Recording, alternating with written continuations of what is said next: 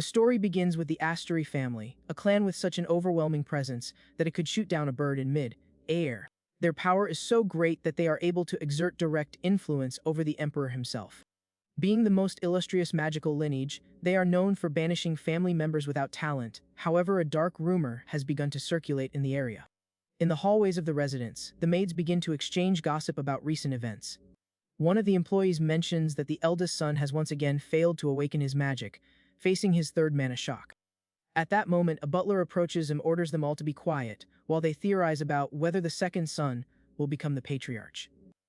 Despite the scolding, the maid brings up the subject again, believing it's understandable that the heir went mad after 3 failures. Outraged by the audacity, the man questions what actions of the young man led them to think that. The maid then recounts that it all began a month ago, when the young man finally awoke from his slumber. Upon opening his eyes, he spent a good deal of time muttering nonsensical words. Immediately afterwards, he ran desperately out of the mansion towards the backyard. Falling to his knees, the boy began to dig in the earth with his bare hands in the rain. After digging until his hands were deeply injured, he finally pulled something out of the ground. Displaying immense joy, he held what appeared to be just a random bush. Shocked by the bizarre account, the butler tries to come to terms with the fact that the heir was pulling weeds. Trying to remain calm, the employee says that pulling weeds doesn't justify such a fuss, but the maid assures him that the situation is more serious. Since that fateful day, the young master has not missed a single day in following that same routine. He literally spends his days just pulling weeds, while the system notifies him when he obtains blue basil. Observing his harvest in the garden, the boy sighs with relief at another productive day. Noticing that he is being watched again, he reflects on how exhausting it is to be the eldest grandson of the Astery family. His current name is Lion Astery, but in the past he was just an ordinary Korean. In his former job as a team leader, he impulsively resigned because he could no longer tolerate his boss's abuse. With plenty of free time after leaving his job, the protagonist decided to play a nostalgic game. To his astonishment, all of his max-level characters had mysteriously disappeared from his account. Having already explored everything in the game, he used his account balance to purchase a crafting pack, gaining several special abilities. Their goal was to create a tranquil journey to relax the mind and escape the stress of the real world. That was precisely the last serene memory the young man had of his previous life. When he opened his eyes again, he was already inhabiting Leon's body, 50 years after the conclusion of the game's main story. Fortunately, the memories of the original owner remained intact, which helped him adapt without seeming crazy to others. At that moment, the system announces that he has obtained the title of novice herbalist simply because he harvested from the garden. The system also notifies you when you acquire 1,000 coins, which unlocks an exclusive store. Excited by the discovery, Lion estimates that if he keeps trying, he can escape that house much sooner.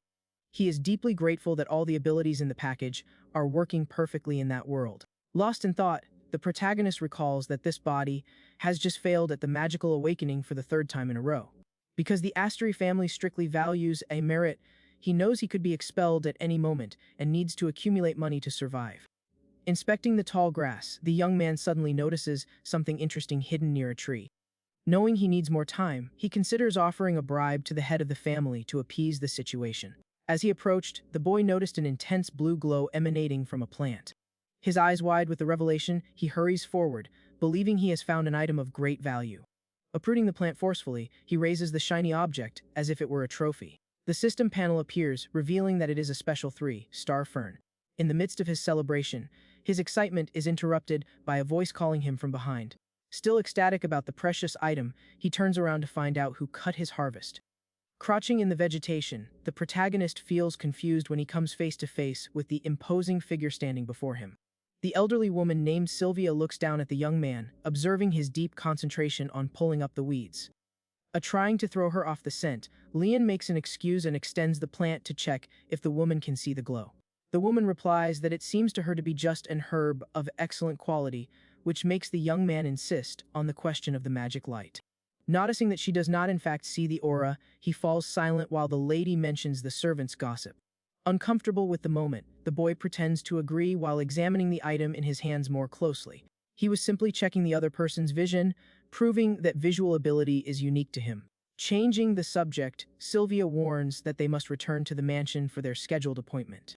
The protagonist's blood runs cold when he hears that his grandfather wants to have a private conversation right then and there. This man has a reputation for being a cruel leader who applies strict rules even to his own family members. Being living proof that only the exceptional thrive, the old man is the person Lion most needs to please.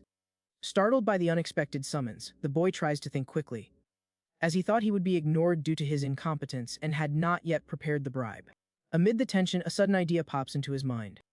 With a measured gesture, he asks the lady to inform his grandfather that the visit will take place a little later.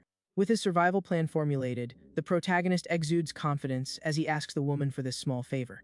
Far away, in a sophisticated office, the butler delivers the daily report of the household's activities.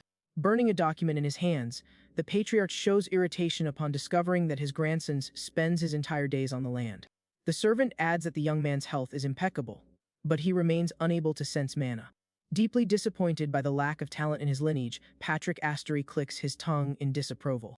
With no tolerance for irrelevant topics, the old man orders the employee to leave the room immediately. As soon as the door closes, the family leader calls the woman who is hiding in the shadows of the office. Walking to the large window, he asks if she has any idea what the boy is doing now. Completely furious, the old man complains that his grandson's bizarre habit has already become gossip among the employees. Sylvia calmly replies that the young man's weeding area extended all the way to the neighboring forest. However, when relaying the message that the boy had asked to visit him later, the old man loses his composure. Clenching his fists with extreme force, he refuses to accept the audacity of being left waiting by his own grandson. Engulfed in violent flames, the patriarch threatens to destroy the entire forest if the boy does not appear immediately. After his outburst of fury, the leader tries to regain his majestic posture as he sits down in the chair. Amid grumbling about the young man's behavior, he touches a bright magic sphere on the table. The crystal ball shows Lion working, which makes the old man sigh in irritation at the wasted time. Meanwhile, in his room, the protagonist gazes in wonder at the valuable ingredients he has collected in the forest. Surrounded by alchemy instruments, the boy prepares to transform that bush into a precious resource for his plan. Amidst gleaming bottles and tubes, Lion is impressed by the state of the art equipment in his room. He concludes that the life of a wealthy heir is on another level because he has access to items of this magnitude. With some herbs in hand, the protagonist is confident that his theory about how that world works is correct. By evaluating the mechanics of the system, he deduces that making potions must require repetitive tasks, just like gathering. Proficiency begins at the apprentice level and progresses to the master level, achieved by only 1% of creators. By throwing dehydrated insects into a cauldron, the boy understands that the quality of the final product is tied to the level of breeding. Without delay, he decides to brew 100 potions at once and drink them to level up quickly. With a swift movement, the young man extends his right hand over the boiling cauldron. A radiant light appears as he orders the extraction of the ingredients with absolute focus. Suddenly, an intensely red liquid leaps from the pan in a magical whirlpool. The thick fluid travels through the air and settles perfectly into an empty glass bottle. Gazing at the full vial, Lion celebrates the success of his first minor healing potion. Drinking the liquid in one gulp, he is pleased to notice that the luxurious equipment makes the process much easier. As soon as the glass touches the table, the system registers the progress of the novice alchemist achievement, marking 1 out of 100. Radiant with success, the boy tells his grandfather to wait, letting out an evil laugh in the darkness. The frantic production extends into the early hours of the morning until the system counts 9 out of 100. Slumped on his work table, the young man lets out a groan of extreme exhaustion. Surrounded by dozens of empty glasses, he shrinks in his chair, feeling nauseous at the thought of drinking anything else. With the last dose in his hands, the boy grumbles that taking healing potions while in perfect health is sheer torture. Even though he felt ill, he turned the bottle upside down and swallowed the red fluid with great difficulty. Your effort is rewarded when the system raises you to apprentice level 4 and grants you 1,000 coins. Analyzing the details of the newly unlocked recipe, the protagonist feels that luck is finally on his side. Motivated by the new opportunity, the young man rolls up his sleeves and prepares for the bigger challenge. On the counter, rare leaves and fresh roots are quickly separated. While cutting the materials, he mentions that he spent the entire collection process planning this strategy. The greatest uncertainty was determining the perfect gift to please the old patriarch. Since the man overflows with mana and has healers at his disposal, giving him normal potions would be ineffective. However, the system revealed the formula for a specific tonic to cure mental exhaustion. Lion is fully aware that his grandfather spends his days buried in non-stop bureaucratic work. However, psychological fatigue is a completely different obstacle that afflicts the old leader. Smelling a refreshing aroma, the boy assesses the new mixture in the pan, aiming to create a good bribe. A shimmering blue whirlpool appears in the water, indicating that the preparation is on track. Watching the liquid drip, he remembers that this potion was treated like vendor trash in the classic game. But when you experience it in real life, manufacturing the item seems like something totally innovative. Carefully, the young man's hand adjusts the machine's valve to regulate the pressure. As the extraction begins, a bluish glow fills the laboratory bench. The magic manifests itself, lifting the liquid in a flawless spiral. The purpose of the tonic is to evoke the person's most joyful memories in order to invigorate the wary mind. Driven by the boy's energy, the fluid thickens and falls directly into the container. The system validates the successful creation of the exclusive potion against psychological stress. With the result in hand, Leon realizes that he has obtained 2 stars, a high rarity that will be perfect. With his gaze fixed on the gleaming bottle, he notices that his own mind has been illuminated by the mere aroma of the drink. Suddenly, a major alert appears, indicating that he has fabricated something impossible for his level. Startled, the protagonist feels his body tingle the instant his magical allocation talent awakens. Enveloped in a strong blue aura, he is fascinated to realize that he can now modulate his energy with precision. Beams of light coursed through the boy's veins as magic flowed through every fiber of his body. Standing in the middle of the room, the hair exudes an imposing presence that he did not possess before. Her pupils gleam, reflecting the abrupt awakening of her true power. Looking at his own radiant hand, the protagonist experiences the real sensation of controlling magic. Closing his eyes, he lets out a peaceful sigh as he absorbs his new skill. The calm quickly disappears, giving way to hysterical laughter that echoes through the room. Holding the bottle near the window, the boy celebrates having finally overcome the limitations of his own body. The frantic laughter continues as he loses emotional control in the darkness of the room. Taking a deep breath, the hero regains his composure and adopts a serious expression once more. With determined steps, he leaves the shadows of the room and walks towards the light of the hallway. The young man walks through the elegant hall, experiencing the atmosphere of the room in a way he had never known before. As he throws himself into an armchair, he celebrates that magic will bring him a lot of money and make his escape easier. A gentle breeze sways the curtains, bringing a momentary sense of peace. Taking advantage of the pause, the boy simply observes the view from the window in complete silence. Suddenly, Leon jumps out of his chair, his eyes wide, believing he has forgotten something crucial. Looking at the empty counter, he finally realizes the situation and becomes desperate because of his grandfather. The grand Astery mansion stands majestically under the sun, while the boy recalls the perilous summons. In the gloomy office, the old man's irritated voice echoes, complaining about the unacceptable delay.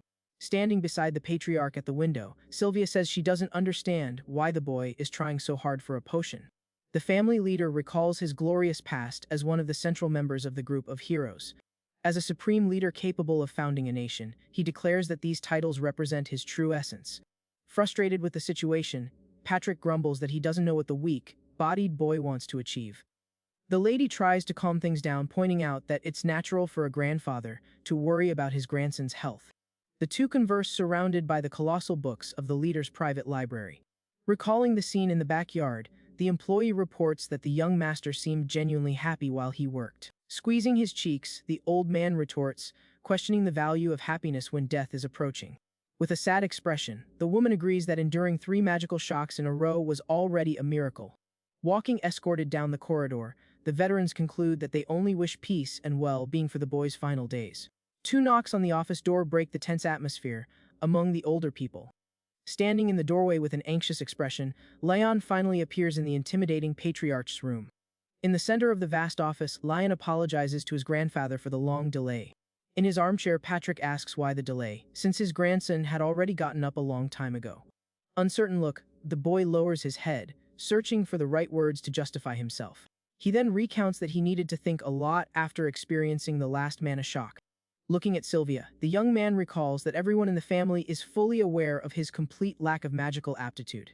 The elderly woman agrees understandingly, attesting that even she is aware of this harsh reality. Looking at his hands, the protagonist admits that he previously refused to accept his body's inability to withstand the energy. He believed that the moment he accepted this truth, he would definitively lose his place in the Astery.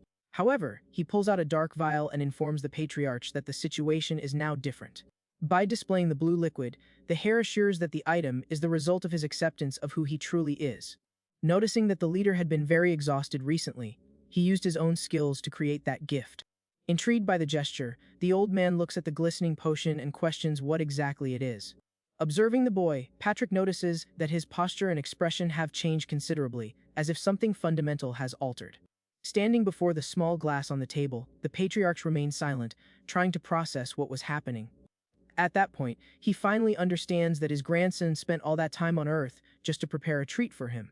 Touched by the boy's honesty, the old man couldn't hide his admiration for his attitude. However, pride gets the better of him, and he completely alters his expression to an authoritarian stance. Displaying arrogance, the leader declares that his body is immune to the worst poisons, while the boy reiterates that he worked hard thinking of him. Knowing that his grandson worked hard out of concern touches the old man's heart, leaving him radiant inside. Trying to maintain a stern demeanor, Patrick clears his throat and asks if the young man has said everything he wanted to. After a quick affirmative response, the leader dismisses him, causing Lion to bow and leave the office calmly. Silence dominates the luxurious setting, with only the old man and the maid remaining near the large door. Noticing her boss's mood, Sylvia says he seems pleased, which makes the man stammer, trying to deny it. Turning to the table, he examines the unusual gift with great curiosity. Holding the bottle up to the light, the old man says that the liquid gives off a curiously familiar sensation. The woman points out that there is no smell of manna and suggests a preventative test, but the patriarch immediately rejects the idea. Settling into his chair, he declares that he wants to fully appreciate his grandson's sincerity, without third-party interference. Faced with this unusual scene, the woman smiles fondly, noticing her superior's protective side. With that, she understands the weight of the moment and decides to withdraw to leave him alone with his thoughts. Examining the bottle again, the patriarch wonders how long it has been since he received such a straightforward gift from his grandson. Realizing the magical quality of the item, the old man praises the formidable work dedicated to creating the mixture. He admits that, even with state-of-the-art equipment, it would be impossible to manufacture that quickly without considerable practical experience. Even believing that the tonic will have little effect on his resistant body, he decides to try it so as not to invalidate the boy's effort. As the fluid passes through the throat, a subtle coolness illuminates the experienced leader's gaze. Relaxing in the armchair, he notices his mind calming down incredibly in a matter of seconds. Nostalgic fragments of a distant past begin to fill his thoughts in a gentle and comforting way. Images of his glory days flood his mind, recalling a youth full of adventures. Lulled by these peaceful memories, the old man quickly falls asleep in a refreshing and deep sleep. Upon waking a short time later, the patriarch reflects on how incredibly sweet that brief dream was. Opening his eyes slowly, he takes in a feeling of lightness that he hadn't felt in his body for decades. Impressed with himself, the man finds it remarkable that he fell asleep so naturally and serenely. To his surprise, he didn't wake up disoriented and soon noticed that his chronic headache had completely disappeared. Breathing in the fresh air while gazing out the sunny window, a genuine relief washes over the veteran's heart. With his excellent sense of humor, he lets out a discreet laugh, remembering that his stubborn grandson always gets what he wants. Recognizing the boy's merit, the grandfather concludes that he needs to find a way to avoid the mana shocks so as not to leave him confined to his room forever. While walking carefree outside, the protagonist suddenly sneezes, without understanding why his eyes have started to water out of nowhere. Nearby in the garden, a group of maids are shocked to hear the rumor that the heir is about to die. One of them recounts that the young man even gave a farewell gift to the patriarch, justifying his recent obsession with pulling up weeds daily. Making a joke of the situation, an employee laughs loudly, suggesting that the boy was digging his own grave. Immediately, the wooden door is violently opened, giving a terrible fright and shattering the mocker's pose. Holding a huge basket of clothes, Lion calmly says that he has come to collect the work, causing the servants to flee in terror. In another secluded part of the mansion, a servant approaches the red-haired maid Hannah to gossip that yet another servant of the young master has resigned. The young man mentions that these people boasted about having an easy life, since the heir did not require any work in their daily routine. Outraged by the cowardly attitude, Hannah criticizes the staff for abandoning the boy based on a false rumor. She continues criticizing everyone's ingratitude in the face of the young man's kindness, until her colleague points in terror at something behind her. Turning around out of curiosity, the redhead nearly had a heart attack when she came face to face with the head maid standing there. With a somewhat intimidating smile, Sylvia says that she would also very much like to hear the details of this gossip circulating on the property. The following morning, the sun bathes the main palace as the routine naturally resumes. Entering the vast hall, the lady apologizes for being late, explaining to her boss that she needed to resolve internal issues with the team. The patriarch dismisses the subject and immediately asks the real reason she called him to talk so early. Confused by the mystery surrounding his trusted subordinate, The old man patiently awaits a straightforward explanation. Placing a small glass on the table, the woman asks the leader to examine the item using his magical vision ability. At that same moment, a pink magic circle surrounds the bottle, forcing the revelation of the liquid's true nature. Shocked by the immediate analysis, the patriarch recoils, stating that it is impossible for his grandson to have created that all by himself. Jumping from his chair, his expression hardens as he clearly recognizes the true origin of the potion. With a rather serious expression, Sylvia asks in a confirming tone if that isn't the hero's legendary item. Legends tell of the legendary warrior who suddenly disappeared 50 years ago, after the end of the war against the demons. As an imposing and unreachable figure, stories claim that no labyrinth in the world was capable of containing its devastating force. His power was so extreme that even the gods thought twice before confronting him in the past. Considering these facts, the woman believes that only the hero could find the contract hidden in the mansion and destroy the invisible prison. The old man insists that only the warrior could possess that rare recipe, but the lady urges caution, arguing that the authentic potion would have far more potent effects. Coldly dismissing these absurd theories, Patrick narrows his eyes, convinced of his intuition. He asserts with complete certainty and stubbornness that there is not the slightest chance that the failed lion is the reincarnation of the legendary hero. Setting aside her suspicions, the woman admits that she plans to ask the boy for an enhanced potion so that her sister can feel the same relief as the leader. Agreeing completely, the old man recalls that her sister has been in a state of lethargy for centuries, so this young man's potion may be the cure she seeks. Laughing quietly, the woman finds the patriarch's stubbornness amusing. Caught up in the moment, the leader bursts into laughter, agreeing with his subordinate. She says that her grandfather shouldn't burden himself with this, since the target of the problem is an ancient sorceress whose body is immune to disease. But Sylvia's tone soon changes, reminding them that, despite her relative's accumulated power, the current situation requires special care. At this point, the leader recalls the heir's recent words, sincerely thanking the family for their concern. By drawing the woman's attention, the patriarch returns to focusing on the problem in a very serious manner. At another moment, Lion is surprised by his grandfather, who notices that he seems very worried about something. Attempting to disguise his distress, the leader denies being worried and says the boy's guess is nonsense. The patriarch then begins an interrogation, asking if the boy slept poorly, if he did not exercise, or if he ate something heavy. Without giving him a moment's rest, the grandfather quickly concludes that all the unrest is connected to the potion delivered the previous day. In a more frank tone, Lion asks directly if the leader wants him to create an even higher quality blend. Surprised by the challenge itself, the protagonist mentally calculates that, in his current situation, it would be difficult to manufacture a 2-star item. He knows perfectly well that his previous success was due to pure luck combined with the luxurious equipment in his room.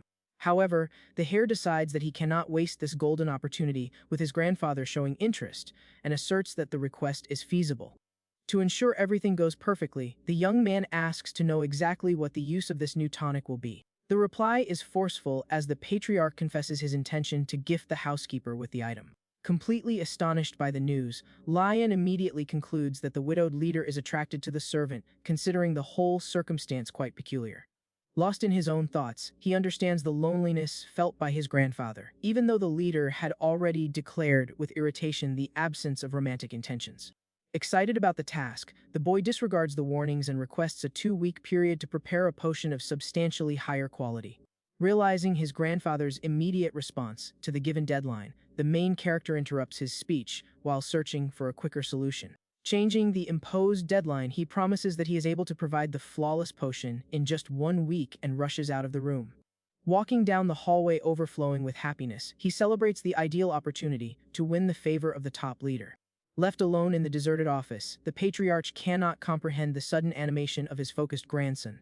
Walking under the sun in the backyard, Lion finally understands the situation, and the uncertainty of how to produce the crafted item comes to the surface intensely. The boy assesses the lack of time to level up and realizes that even acquiring unusual herbs, his magical proficiency would still be insufficient to use them correctly. At that moment, a brilliant thought flashed through his mind as he recalled the system's single store, anticipating finding prepared ingredients there. Opening the virtual interface, the boy is disappointed to find that the entire catalog only becomes accessible after a huge expenditure of coins, hiding several precious items. Observing the exorbitant prices charged for basic items, the young man becomes outraged, feeling blatantly ripped off by the interface fees. Looking at a dilapidated book in the shop, Leon protests, stating that items in poor condition should have negligible value in order to help newcomers. His indignation reaches its peak when he comes across a mere magical condiment being sold for an astronomical amount, impossible to pay with his zero balance. Finding no solutions at the high-priced store, the successor realizes that the only realistic option is to resort to the old tactic of exhaustive work. Knowing that pulling up rare herbs without hand protection will not yield sufficient results for the unique potion, he understands exactly what he needs. The young man concludes that he urgently needs to obtain top-quality agricultural tools in order to pursue his goal. Far from that place, the sound of intense blows echoes in a bustling forge, while flames brightly illuminate the rudimentary space. At the entrance to the establishment, an assistant tries to attract the attention of the busy blacksmith, who refuses to abandon his cherished craft. The obstinacy ceases immediately when the assistant announces the presence of a buyer willing to spend a large sum of money. Walking around the courtyard grumbling, the skilled craftsman says that it would be easy to set a high price and hand over any old rubbish to a deluded aristocrat. Upon encountering Lion, elegantly dressed, the blacksmith is astonished to hear the direct question about who the owner of the premises might be. Displaying sophistication and wearing aristocratic attire, the main character exudes an aura of wealth capable of impressing and frightening an ordinary worker.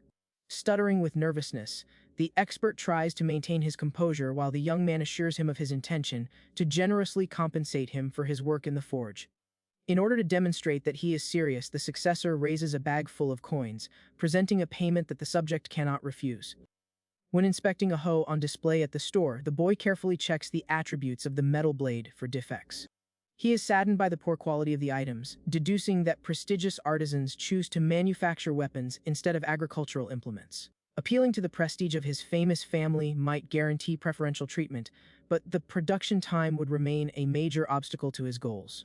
Immediately, the young man approaches the owner of the property, naturally inquiring if it would be possible to rent the area to manufacture his own items.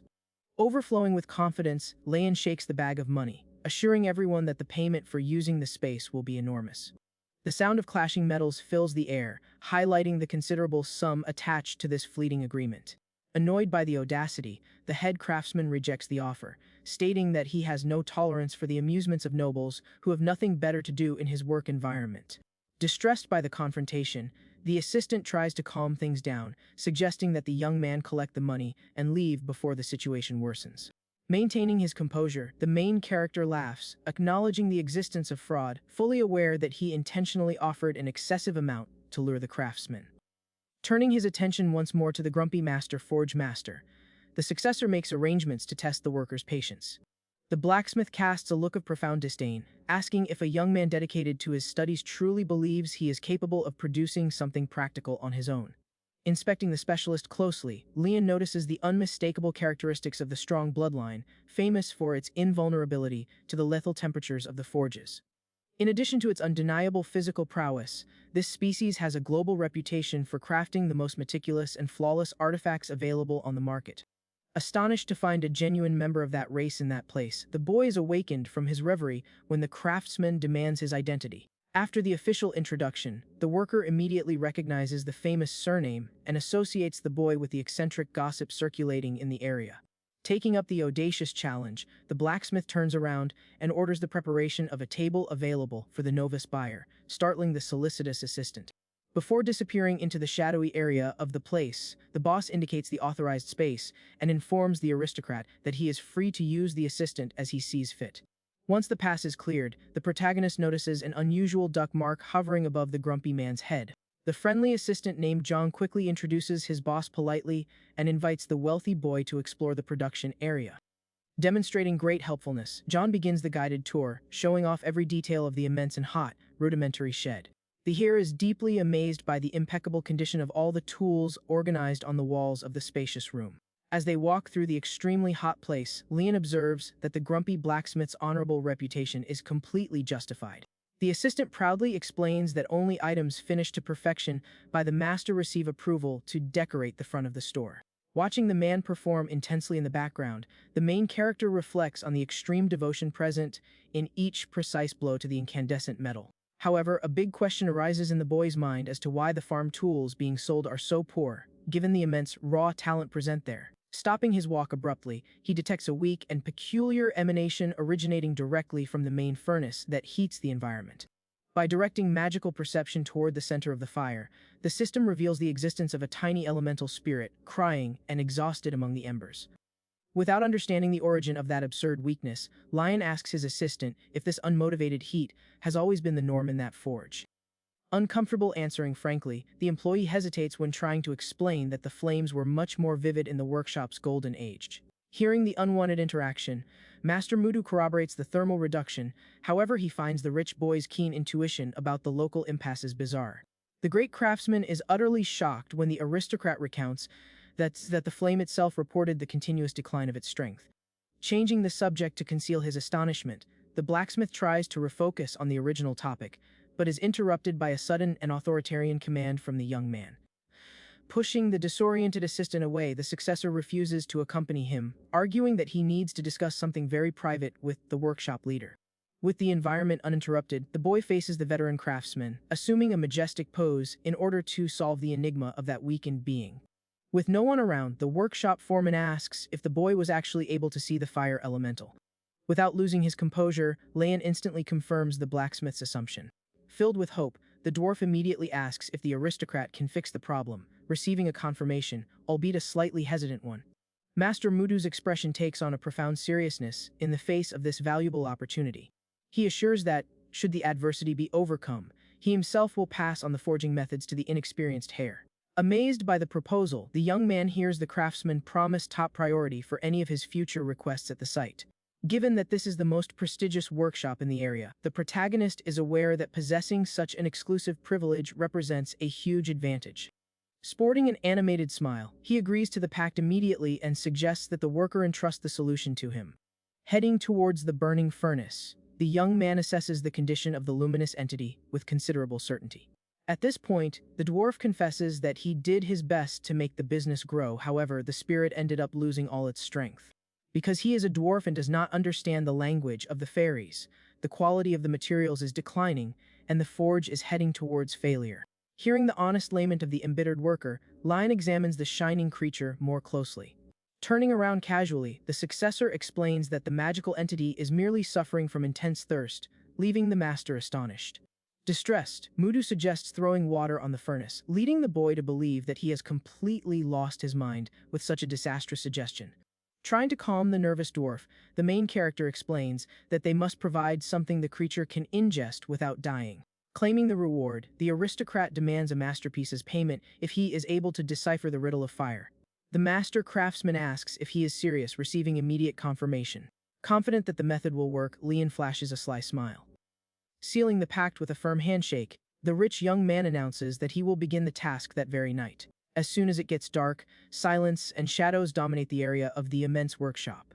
Aback in his adapted laboratory, the successor sighs warily, having worked overtime without planning for it. The interface displays an alert indicating that the little creature is suffering from severe dehydration due to excessive strain in the furnace. The protagonist understands that the forge has expanded so much that the poor entity has been unable to meet the gigantic daily energy needs. Knowing exactly the source of the difficulty, the boy concludes that he must manufacture the water rosemary oil as quickly as possible.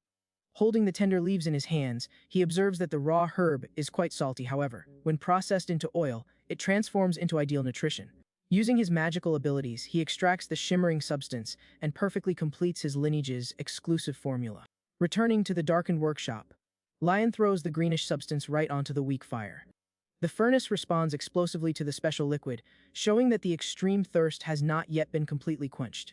Heeding the desperate request, the successor macerates several plants simultaneously to obtain a generous dose of nutrients. After consuming everything, the creature lets out a huge belch of satisfaction, restoring its vitality and its initial proportions. The interface reports that the elemental is deeply grateful for the help, while the boy responds with relief, dismissing the thanks. Rushing frantically into the enclosure, Master Mudu shouts with enthusiasm upon realizing that the rescue strategy was indeed successful. With eyes gleaming with joy, the dwarf gazes at the aristocrat and extols the young man's incredible feat.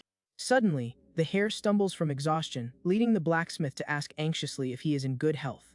Trying to maintain his composure, the protagonist assures everyone that it's just exhaustion taking its toll for having spent the night awake. Work. However, the boy's physical condition suddenly gives way, plunging the master craftsman into a state of utter terror. The dwarf desperately cries out for the young man not to die like this, believing that the boy gave his own life to save the flames.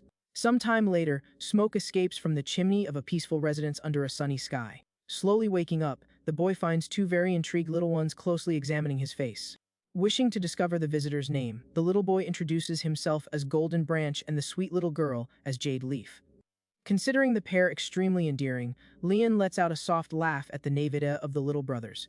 The tranquil atmosphere reminds him of his own younger siblings from this life, who have very arrogant and difficult temperaments. Without giving it much importance, he concludes that everything will be fine as long as they are not at the residence, since he does not plan to take the lead of the clan. The serene reflections are interrupted by a gentle woman's voice lovingly correcting the children near the table. Holding a plate full of delicious food, the woman takes the children away so that the young master can eat in peace and regain his strength. Showing great affection, the successor rejects formal treatment and requests that the little boy address him only by his name. Considering the title of young master far more majestic, the boy insists on using the expression, which the aristocrat allows without reservation. The little ones run around the dining room full of energy playing, while the mother tries to contain the mess so as not to disturb the guest while she eats. Asking for forgiveness for her children's confusion, the woman hears the young man praise the delicious soup and comment that he appreciates energetic children. More relaxed, the hostess admits the great fear she felt when she saw her husband bringing the unconscious boy in that morning. Extremely grateful, she praises him for solving the worst obstacle of their lives. However, Lion swears that the food and rest have already served as compensation. At that moment, the wooden door is flung open and the master blacksmith appears in the room, greeted by the enthusiastic shouts of his children. Clutching their father tightly, the little ones ask about the healed entity, earning a proud smile from the relieved dwarf. For finding the family dynamic amusing, the main character laughs softly before being summoned back to work at the forge. Displaying immense confidence, the site manager assures everyone that he has already organized everything flawlessly for the initial production lesson. Without clearly understanding the reason for such haste, the successor simply follows the individual back to the warm workspace. Upon reaching the production area, he marvels at the perfect equipment reserved solely for his personal use. Breaking his silent contemplation, the dwarf draws the new apprentice's gaze to the main table near the flames. The young man's eyes gleam with delight as he observes the details of the metal placed next to the magic fire. Aware of the aristocrat's physical frailty, the master explains that he has already melted and treated all the iron beforehand to prevent another humiliating fainting spell. Noticing the dwarf's dedication, Lion admits that he hadn't imagined receiving such serious treatment, earning a reprimand for believing the training would be a mere charade. Displaying great willpower, the boy declares that he wishes to assimilate everything quickly, encouraging the craftsman to begin the practical demonstration. Clarifying the basics of the trade, the chief affirms that the foundation of the forge lies in mastering the temperature of the iron with precision. He warns that the intense red color is quite deceptive to the inexperienced, since excessive heating turns the piece into an unusable fluid and ruins the material. At the precise moment when the metal reaches the ideal consistency, the dwarf decrees the beginning of the blows with a resounding cry. Striking with immense and precise force, Mudu instructs that the tip should be thin, but the body needs thickness to withstand the impacts. Using smaller tools, the veteran master carves the ends and meticulously shapes the item in its final form. To complete the brutal stage of production, he firmly attaches the wooden rod to the tip of the newly forged metal. Showing off the flawless hoe he had just made, the master mockingly inquired whether the aristocrat had found the visual observation of the work easy.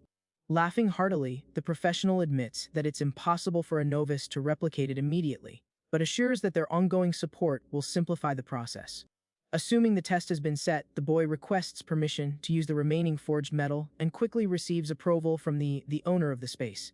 Quickly grabbing the dense tools, the protagonist announces that he has already understood the dynamics, leaving the dwarf astonished by his excessive conviction. Illuminated by the glow of the gleaming furnace, Leon raises his hammer with determination to craft his own unusual harvesting tool. Applying intense blows to the burning material, the successor quickly notices that striking the metal is drastically more complicated than just watching. Upon completion of the arduous work, the product is a completely deformed and unusable piece of steel, validated by the interface as being beyond repair. Realizing the difficulty of the rough work, the panting boy acknowledges the hardship of the task, but refuses to stop. He is convinced that if he keeps repeating the task without giving up, he will eventually master the productive method. With the affectionate support of the luminous creature heating the furnace, the system records the piece's continuous progress, encouraged by the 40% progress. The hare requests a new attempt with the goal of finding the perfect consistency. Gripping the heavy hammer steadily, the main character strikes the red, hot metal on the stand with steady movements, watched closely by the flame elemental. He celebrates the precision of his recent action. A storm of radiant sparks spreads through the dark forge as the boy delivers a flawless blow to the hot material. The power of the impact resonates in the air, proving the beginner's complete commitment to this complex task. Maximum effort is rewarded when the interface reveals the emergence of a new gift and ascension to the initial apprentice level. However, the inner celebration is suddenly interrupted by a high-pitched scream from the dwarf right behind. Quickly approaching the workbench, Mudu desperately points to the glowing iron, demanding full attention. Completely enthralled, the master forger orders the boy to use that specific material to finish the tool. Analyzing the item with admiring eyes, the experienced leader of the place admits that the force emanating from it is unique. He instantly notices that the level of that ore has been elevated to an entirely different classification. Surprised by the experienced professional's excessive response, Leon simply stares at the paralyzed dwarf, not quite understanding the reason for such a commotion. Heeding the urgent advice of the grumpy craftsman, the successor returns to hard work, prioritizing the completion of the piece. The boss guides each stroke of the inexperienced craftsman to ensure the final product emerges with the utmost possible perfection.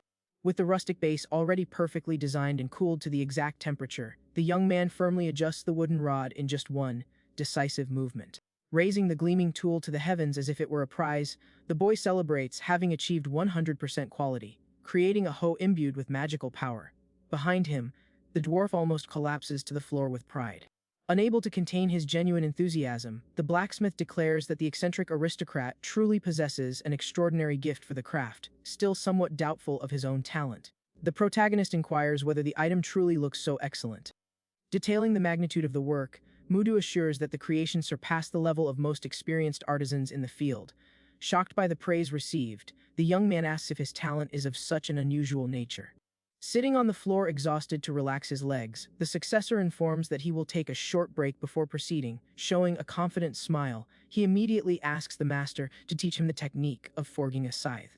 Faced with the audacious request to restart the process immediately after completing the first admirable feat, the poor workshop leader remains staring blankly into space, completely shocked. Awakening from his paralyzed state, the specialist begins to laugh loudly, considering the boy's unbreakable resolve a fantastic folly. Inspired by the relentless vitality of his newest favorite disciple, the dwarf accepts the challenge and promises to pass on all the techniques of the trade, eliciting an adorable celebration from his successor. The night remains quiet under the light of a vast full moon as the main character inwardly vows that the stubborn leader simply needs to wait a little longer. Deep within the dense, dark forest, the sound of earth being dug echoes through the vegetation as the young man vows to fulfill his grandfather's wish at any cost. In a swift movement, the high-level tool strikes the earth, producing a burst of purple energy generated by the precise impact against the enchanted ground. The virtual panel immediately shows the collection of a material from a star capable of restoring the vigor of whoever ingests it, whether in the form of a potion or as traditional food. Wiping the sweat from his dirty face, Leon is astonished to confirm that the use of an advanced tool has drastically increased the overall level of items collected in the early morning. Analyzing the rapid triumph of solo searching, he acknowledges that the benefits of investing heavily in equipment are not limited to that. Inspecting the luminous traces scattered through the low vegetation, he realizes that possessing both the scythe and the hoe simultaneously has unlocked a large number of new herbs for gathering. Displaying an ambitious smile under the bright light of the magic, the boy estimates that if he raises his skill a little more, the manufacture of the three-star tonic will become possible.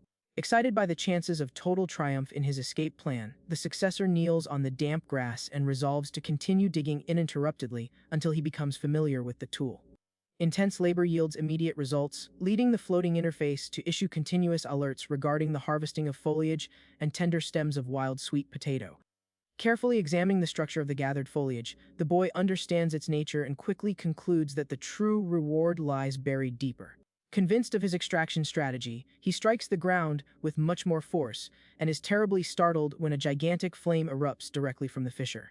The green notification explains that the tiny spirit's gift was activated, delivering a perfectly baked potato and leaving the young man astonished by such ease. Upon verifying the information about the sudden culinary success, Lion realizes that the magical entity is capable of instantly baking any harvested food, celebrating his good fortune. Staring at the perfectly burnt bark in his dirty hand, the main character considers it insane to have obtained a sophisticated snack with just one stroke of a hoe on the forest floor. Faced with such mouth-watering sensations caused by the fantastic aroma wafting through the cool night air, the young man's appetite intensifies, and he calms his thoughts, deciding to have a meal immediately. Ignoring the heat of the food that has just come off the fire, he takes a generous bite of the root and gasps in agony as he notices the high temperature burning his mouth. Blowing nervously to avoid spitting the delicacy on the ground, the flushed-faced boy ends up enjoying the experience and concludes that this consistency is infinitely superior. Fanning the piece of potato with his other hand to cool it down, the successor states that this type of rustic food only reaches its peak quality if eaten extremely hot. Savoring the improvised food with great appetite, he realizes that the sweet and strong flavor provides a comfort similar to consuming the food with freshly drawn milk. Enveloped in a feeling of extreme satiety in the darkness of the forest, the young man celebrates as he chews on the most delicious organic meal he has ever had the opportunity to taste. The tranquility of the meal is gently interrupted the moment a very plump, light-colored bird approaches, hopping along and immediately capturing the aristocrat's attention. Looking at the charming little creature that gazes at him hopefully, Leon notices the small, hungry animal's evident desire and gently asks if it also wants to try the treat. Gently moving his arm resting on his leg, he tosses a generous piece of baked potato toward the plump, intrigued little bird. Bird eats the small portion quickly and displays an expression of immense happiness, causing the young man to laugh and encourage the little creature to satisfy its hunger. Feeding the various birds that have gathered because of his kindness, the successor nostalgically recalls a colleague from the previous game who had a similar mascot, wondering how he must be doing now. Fully satiated after the long meal break, the main character rises and shakes his leather gloves, assessing whether the time has come to resume his concentration on the alchemical mixtures. However, with the obese little bird clinging to his shoulder, he quickly changes his plans and decides to gather only a few more formidable roots to take with him. The sunlight already reflects strongly in every corner of the sumptuous Astery residence, at which point a heavy, distressed sigh breaks the calm of the front courtyard. Wandering aimlessly across the stone floor, the assistant nearly goes mad as he reflects on why the heir has been missing from the workshop for 3 full days, considering assembling a search party in the municipality. The faithful servant's lonely despair is suddenly interrupted when he hears light footsteps and realizes that another person is approaching through the grassy path. Positioned nearby with her usual closed expression and perfect posture, the head of the handmaids, Sylvia, observes the tension of the moment using a harsh and ceremonious voice. Unleashing all his pent-up anxiety, the young man recounts the malicious rumors of death and exile that have resurfaced among the lower-ranking workers, surprising the old woman. The tense dialogue ceases immediately when Lion appears waving with a wide grin, completely filthy from head to toe and clutching vegetation, causing absolute panic in the distressed assistant. Perplexed by the pitiful appearance of the wealthy aristocrat walking through the perfect garden, the woman asks what disaster has befallen him to leave him in that state, but he merely informs her that he looks excellent. Displaying extreme serenity and joy, the main character downplays the thick layer of dirt on his luxurious clothes, treating it as a mere inconvenience of no importance in his daily life. Observing the ragged successor brimming with vitality, the stern housekeeper falls silent momentarily, struggling to understand how the future clan chief has transformed himself into a lax farmer. Diverting attention from the aesthetic catastrophe, the assistant points, trembling, to the tiny, pale, plump entity that rested peacefully near the nape of the young man's neck. Noticing the bird chirping happily perched on his dirty clothes, the hare himself humorously and innocently inquires as to when the animal decided to accompany him to his residence. Fed up with that embarrassing situation occurring in the center of the well-kept garden, Sylvia warns her successor, using her well-known and intimidating scolding voice. Anticipating the immense reprimand he would receive, Lion politely cuts the woman off and asks directly if she discovered the plan through her grandfather's impulsive words. Running his hand through his hair, clearly embarrassed by the leaked information, the young man angrily complains that the leader couldn't contain his excitement and completely ruined the surprise of the bribe. Without clearly understanding the young man's sudden frustration, the governess hears him declare that the 7-day deadline remains and assures her that the required materials will be obtained. Somewhat moved by the genuine dedication of the filthy boy, Sylvia asks in a trembling voice if he actually found the complex items, receiving a confident and affirmative answer. Clutching the precious basket to his chest, the main character turns around and runs back towards the alchemy room, asking her to temper her expectations, as the delivery will take place soon. Maintaining the brisk pace, Lion turns his head and orders the distressed employee to calm down and resume his routine, immediately silencing the poor worker's uncertainties. Watching the young man disappear towards the mansion as if he were running away, the old woman screams in distress, ordering him, at the very least, to stop running and apply some medicine to his injuries. Gazing at the awkward silhouette of the aristocrat disappearing across the property, the head servant fell into an intense stillness filled with contemplation. Immersed in her own memories, the old sorceress reflects that ordinary elixirs have no effect on her kind, wondering how the patriarch explained this matter to the dedicated young man. Having intimately witnessed the dark nights, when the boy gasped sickly in his sheets, she secretly cultivated a gigantic and protective affection for the debilitated child of that merciless clan. Affectionately recalling the radiant memory of the boy laughing heartily while holding a floral ornament, the employee admits that this bizarre circumstance awakened a playful trace of hope in her hardened being. The sight of the immense black cauldron preparing the mixture dominates the old woman's logical thoughts, who remains skeptical about the true probability of the young man achieving that miracle. Focusing her gaze on the silhouette of the boy skipping excitedly through the foliage of the courtyard, the sorceress carefully questions whether the troublesome successor will possess the necessary skill to create something extraordinary. A few days after the dirty commotion outside the residence, traditional peace returns to the sumptuous workspace, which is illuminated by the palace's immense stained glass windows. Seated in his majestic chair, the intimidating leader attentively observes the tranquil face of his most loyal employee, noticing a new and surprising lucidity in the sorceress's demeanor. Handling the small, gleaming vial with extreme delicacy, Sylvia displays a genuine and relieved smile, proving to the silent patriarch that the potion had worked a miracle. Clearly enchanted by the magic of the event, the lady recounts with emotion how her mind, previously clouded by time, found clarity, expressing astonishment at seeing the young man develop a remedy capable of curing the perpetual fatigue of a witch. Faced with the surreal magnitude of that achievement in alchemy, the governess insinuates that the patriarch secretly helped the inept boy through questionable means. However, the leader abruptly interrupts her. Rejecting any suggestion of her collaboration, the family leader clarifies that Lion's coming of age party was cancelled due to the magical shock, so he is simply organizing to try again. Astonished, Sylvia mentions that if the young man produced a potion of that magnitude without assistance, it would be something otherworldly. She continues her logical reasoning, determining that the luminous potion closely resembles the true elixir of the legendary warrior. According to ancient stories, a hero is a being who emerges alongside the monsters moments before the world succumbs to darkness, with the purpose of rescuing everyone. However, these individuals never enjoy joyful existences, as they face countless struggles and experience constant agony when making difficult decisions. As soon as the world returns to tranquility, these people simply vanish without a trace, as if they were nothing more than disposable objects. The witch reiterates her reasoning, asserting that they disappear completely, in exactly the same way that water evaporates. The patriarch points out that the former allies and descendants persist in their search for the warrior, yet they fail to discover any trace of his whereabouts. Apprehensive about this possibility, the old woman asks what they should do if the young man were, in fact, the rebirth of the hero.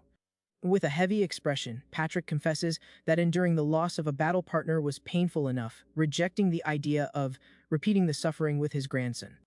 Understanding the patriarch's sadness, the lady gives a gentle smile and agrees that this is the perfect moment to firmly protect the young man. In a completely abrupt manner, she declares aloud that the old servant known as Sylvia will be retired from that moment on. The leader slams his fist on the table in shock and questions whether there is any sense in her relinquishing her own autonomy merely to hide the boy. He points out that the employee never wanted to remain imprisoned by the family indefinitely, confessing that her greatest desire was to discover the secret agreement to free her sister. Interrupting the drama in an imposing manner, the woman asserts that having compassion for a witch is the most futile attitude one can adopt. Preparing to leave the dimly lit office, the sorceress announces that she has fluently memorized the text of the old agreement. She repeats aloud the rules that prevent her from leaving the Astery residence, but which authorize her to live there as a human being. Filled with gratitude for the potion that transformed her, she decides to repay the favor, since the boy granted her the opportunity to experience human normalcy for a longer period of time. With a light and resolute gesture, the lady turns towards the immense exit door of the room. Regaining her true and exuberant rejuvenated appearance, the sorceress assures that she will take care of the boy very closely with immense pleasure. The afternoon light bathes the immense residence of the Astery family, while rumors begin to flow freely. Through the castle's sumptuous halls, news of a new servant's admission spreads swiftly among the employees. Settled in his private room, Lixil Astery, the second heir of the clan, is surprised to discover that the newcomer will serve only her eldest brother. This young man is an unparalleled prodigy, the most agile in the entire lineage to reach the fourth magical level, and is the likely future leader of the family. In many respects, he represents the closest relative to the stern leader, turning his own youth into a highly lethal weapon. For someone as level-headed and rational as him, the abrupt appearance of this new servant sounds extremely suspicious from the start. Carefully inspecting the documents, he finds it bizarre that the former supervisor resigned so suddenly, and was quickly replaced, convinced that there is something very shady about the story. The young prodigy begins to recall the unusual events that unfolded at the residence last night. In the darkness of his sumptuous room, he notices Sylvia's euphoria and questions whether she will actually leave the service, hearing her affirm that she has only come to say goodbye forever. Overflowing with vivacity, the old sorceress recounts that the mixture given by the hair performed genuine miracles on her old body. Absolutely skeptical of this surreal news, the prodigy of the lineage admits that he is not yet able to process such information. Sensing the clear suspicion, the elderly woman recommends that the boy verify the facts with his own eyes, recalling that he loved to follow his older brother around in childhood. Visibly embarrassed by the nostalgic memory, the blonde man looks to the side and mutters that that time is long gone. Giving an enigmatic laugh, the lady assures him that everything is absolutely true, teasing him in case curiosity arises later. Returning to the present moment in the bright room, Lixil assesses that it would be an excellent strategy to observe his older brother's daily routine closely. Staring at the documents on his desk, he acknowledges that he didn't try to stop Sylvia's dismissal because she seemed filled with relief, finding it unbelievable that her silly brother had caused it. Driven by unwavering stubbornness and curiosity, the prodigy rises from his armchair, donning his thick cloak to investigate the story personally. Walking swiftly and resolutely through the corridors, he remembers a rumor claiming that the eldest son has been spending long periods in the forest. Far from the bustling and luxurious residence, night has already completely taken over the vast and dark forest belonging to the magical family. The youngest son walks cautiously through the dense woods, grumbling that the environment remains terrifying and there isn't even a passable path to follow. Not understanding his brother's bizarre preference, he complains that the environment has no appeal, given that any material for alchemy could be collected by the employees without difficulty. Suddenly, the loud, continuous sound of blows hitting the ground awakens the attention of the lost boy. Pushing aside the thick vegetation illuminated by the moonlight, the wizard makes silent progress toward the source of the intriguing noise. Reaching a damp, open area in the woods, he gets a colossal shock when he comes across a person kneeling on the dirty earth. Gazing at the unmistakable silhouette in the shadows, Lixil is completely bewildered, struggling to understand what the wealthy aristocrat is doing there. Without noticing that he is being watched from a distance, the main character opens his mouth wide and takes a huge bite of the potato he has just pulled from the ground. Terrified by the repugnant act, the younger brother rushes forward, emitting magic, and demands that he seize the action immediately. Incredible speed, the young genius grabs his eldest son's arm and shouts desperately that he mustn't eat something full of filth. The sudden fright is so intense that Lion lets out a high-pitched scream of panic, dropping his beloved food from his gloved hands. Baked potato slowly rolls towards the frozen ground of the forest, like a scene in slow motion. Kneeling on the wet grass, the boy howls in utter sadness upon discovering that his perfect meal has been completely crushed and spoiled. Overflowing with fury over the tragic ruin of his sweet snack, the main character turns around swiftly, determined to find out who the madman was who sabotaged his evening meal. However, all his anger instantly dissipates when he spots the person standing behind him in the moonlight. Deeply embarrassed by being caught red-handed in front of his family, the prodigy tries to mask his remorse for having thwarted his own espionage strategy. Staring at the younger boy's anxious expression, the eldest quickly concludes that the boy had searched the entire woods just to find him at dawn. A distrust grips him strongly, and the boy mistakenly deduces that the youngest son was sent to the location by the clan to monitor his actions. Clearing his throat in embarrassment, the genie apologizes for the sudden use of magical abilities, but argues that it was vital to prevent the ingestion of such an unhygienic material. Disoriented by the vulgar language of the explanation, Lixil academically inquires whether he is referring to the collection of roots with a high starch content, silencing his older brother. Astonished by the basic culinary ignorance in an aristocratic setting, the main character wonders in dismay whether the genius has ever consumed a single potato in his life. Shaking his head in deep pity, the young man attests that the dandy is wasting the most enjoyable aspects of life, while the youngest considers the statement a tremendous exaggeration. Gently taking the lead for the moment, Lion instructs the younger one to sit and wait a while as he digs up some more tubers in the area. Just before beginning the rough excavation, he gives a mischievous smile as he recalls that his youngest son is an impeccable expert in manipulating flames. The prodigy, offended, reaffirms that he has absolute control of the technique, immediately hearing the abusive request to improvise a fire to warm them. Few alternatives, the aristocratic wizard ends up conjuring the blazing flames and remains seated on the old tree trunk, awaiting the return of his insane brother. Returning victorious and with his arms laden with filthy potatoes, the firstborn excitedly asks if the flames are ready to be used. Without any ceremony, the main character throws all the roots directly into the middle of the high fire, startling the boy, the bizarre brutality of that cooking method. Stuttering due to his incessant nervousness, the youngest blonde child asks if the food won't burn completely, only to be quickly reassured that the thick crust perfectly protects the inside. A welcoming silence spreads through the open area as the pair wait for the potatoes to roast, enjoying the comforting warmth of the fire in the early morning.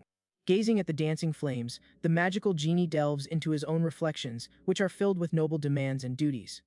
Noticing the immense pressure on his younger brother's shoulders, the eldest son examines the boy with an extremely empathetic gaze. To break the heavy atmosphere that hung in the air, the main character decides to start a lighthearted conversation in order to bring tranquility to the place. Displaying a different kind of maturity, he suggests that stepping away from the exhausting routine from time to time and trying something completely new is excellent for relieving an exhausted mind. Lion prolongs the reflection, arguing that the pursuit of uninterrupted evolution is good, but pausing and dedicating time to oneself is equally fundamental for health, making the boy nod gently. Feeling the sweet aroma filling the cold night, the boy spears the warm tubers with a stick and excitedly announces that the time has finally come to devour the forest's specialty. Holding the piping hot meal with great care so as not to hurt its fingers, the magical prodigy breaks the shell in half and prepares to savor the rustic snack for the first time in its life. Lixel takes the first bite of the rustic dish and is amazed by the flavor that floods his mouth. Chewing excitedly, the younger one admits that the taste is indeed wonderful, listening to the older one assure him that they are the well-known banana sweet potatoes. Although the lands of the lineage are typically warm, the nights in the woods are usually quite cold and windy, setting the ideal stage for craving hot dishes. Representing the perfect harmony between the sweetness of nature and a comforting feeling, these baked goods are the most effective way to withstand the sharp chill of the early morning hours. Devouring the dish with great fervor, the blonde wizard demonstrates a voracious appetite, exactly as the main character predicted would happen. Seeing the situation, the eldest son recalls that young people of that age group usually eat absurdly, remembering his own academic phase in which he devoured anything without thinking twice. However, the genie suffers a slight choking fit and freezes instantly, pausing his uncontrollable gluttony. Staring at the pile of leftovers scattered on the ground beside the fire, he goes into complete shock, questioning himself about when he ingested such a large quantity of food. Very pleased, Leon points out that it's a relief the meal pleased the prodigy's demanding palate. But the young man stammers awkwardly in an attempt to change the subject. Nodding timidly, the youngest listens as the heir encourages him to eat as much as he likes, since he has been working hard and taking on the clan's responsibilities in his place all the time. The protagonist continues with the advice, stating that, while it is undoubtedly painful to be the ailing person in the place, it is equally torturous for those who must simply stand by and observe everything, unable to intervene. With utmost frankness, Lixel assures us that he never considered taking on these aristocratic obligations a burden in his busy life.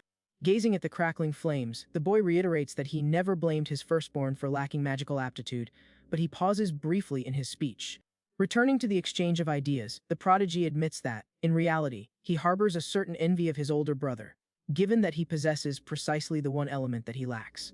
Immediately, the genius shakes his hands anxiously, justifying that such a feeling does not imply dissatisfaction with his own position. He assures that he will continue to strive to the utmost for his family, and hears in response that this alone is already fully satisfactory. Witnessing the youngest son's nervousness, the heir realizes that the boy is in fact nothing more than a child carrying crushing burdens on his shoulders. The boy gets up from the piece of wood and advises that, at the boy's age, there is no problem in acting a little selfishly and following one's own heart, when the fatigue of studying sets in. Affectionately stroking the hair of the youngest wizard, the eldest youth extols all the extraordinary dedication he has been putting into the dynasty up to that very moment. Touched by the frank speech and affectionate contact, the prodigy feels visibly shaken, perceiving the burden of his responsibilities slightly easing. Enjoying the quiet comfort of the moonlit night, Lixil concludes that the old sorceress was completely right and is deeply grateful for having gone into the woods to investigate the situation. Sometime later, back in the comfort of his luxurious quarters, the protagonist inspects the system's virtual panel with great focus and astonishment. Realizing he has gathered over 70,000 coins, he assesses that he will soon be able to access the store in its entirety, admitting that the arduous labor with the sorceress his elixir has also raised his own level considerably. Lost in thought, the young man laments that the patriarch was romantically rejected by the retired employee, but determines that their intimate life is none of his business. At that moment, he throws himself onto the comfortable bed and celebrates the unexpected union with his younger brother, resolving to rest and enjoy the luxury. Given that the danger of being banished from the clan has drastically reduced for a reasonable period, the moment of rest is quite brief, since two loud knocks on the wide wooden door cause the aristocrat to sit up immediately and allow the visitor to enter. The entrance is revealed and an unrecognized person greets him very politely, causing total confusion in the heir at the unexpected visit. Immediately, a stunning young woman with dark hair and elegant attire introduces herself as Elvia, his newly appointed personal servant. However, the young man immediately senses a rather bizarre and menacing aura emanating from her. Quickly connecting the dots, he understands the real reason for the former governess's abrupt departure and concludes that the existence of other hidden species among people is commonplace in a magical universe.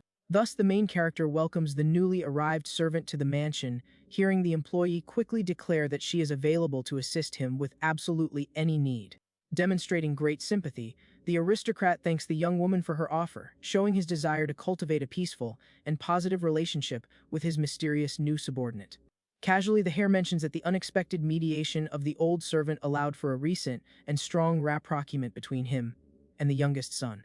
The maid feigns ignorance about the direction the conversation is taking, which leads the young man to laugh softly and instruct her to ignore those old questions. Soon after, the successor adjusts the black bag on his shoulder and proposes postponing the rest of the conversation, mentioning that he has an essential appointment scheduled with the magic genie for that day. Passing through the immense main entrance of the palace, the central character is bathed in the strong morning light and advances with firmness towards his important task. Reaching the bustling and noisy urban area, several people stroll serenely along the paved streets, enjoying the pleasant atmosphere of the local shops in the afternoon. Standing motionless in the middle of the street, the young man displays a wary expression and complains to himself that his physical condition remains quite bizarre, regardless of his efforts to find a rational explanation. He finds it incomprehensible that his basic resistance remains unchanged, recalling with outrage the recent fainting spells he suffered in the mountains from extreme fatigue simply from walking too much. Plunged into paranoia about his obscure condition, the young man assumes it is a severe consequence of the violent magical accident and concludes that he urgently needs to be evaluated by a healer, while the younger brother tugs at his clothes. Noticing the boy's fatigue from trying to keep up with him at his absurd speed, the eldest son slows down upon understanding the situation, fully aware that sorcerers despise members of the church. In order to avoid unnecessary scrutiny from his relatives or triggering diplomatic friction with the clergy, he recognizes the need to devise a stealthy strategy to ensure the health consultation remains completely secret. Considering that the church constantly promotes urban charity, the aristocrat deduces that actively participating in the delivery of provisions is the most organic way to make contact with the clergy without arousing suspicion. Midway through their hurried journey through the fair, the youngest son inquires about the direction they are taking and hears the eldest son explain that nobles wandering aimlessly would attract many glances, making camouflage essential and urgent. The boy suggests looking for a basic clothing store to mask their identities, but this inexperienced suggestion is promptly and sharply rejected by his determined partner.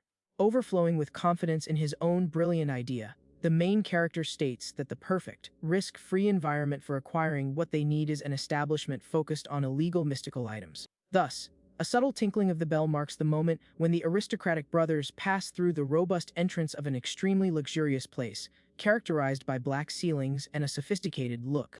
Inside the exotic shop, the young genius gazes at the sophisticated yet somber atmosphere, consumed by a profound intellectual curiosity.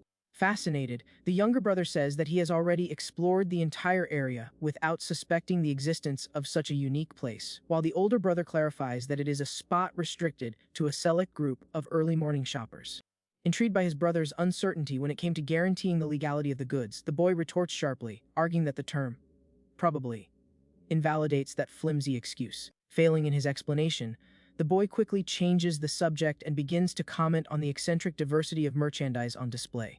Inspecting the mystical items of questionable utility in the display case, the successor criticizes that strange objects appear to have been created solely to aid in the escapades of idle boys.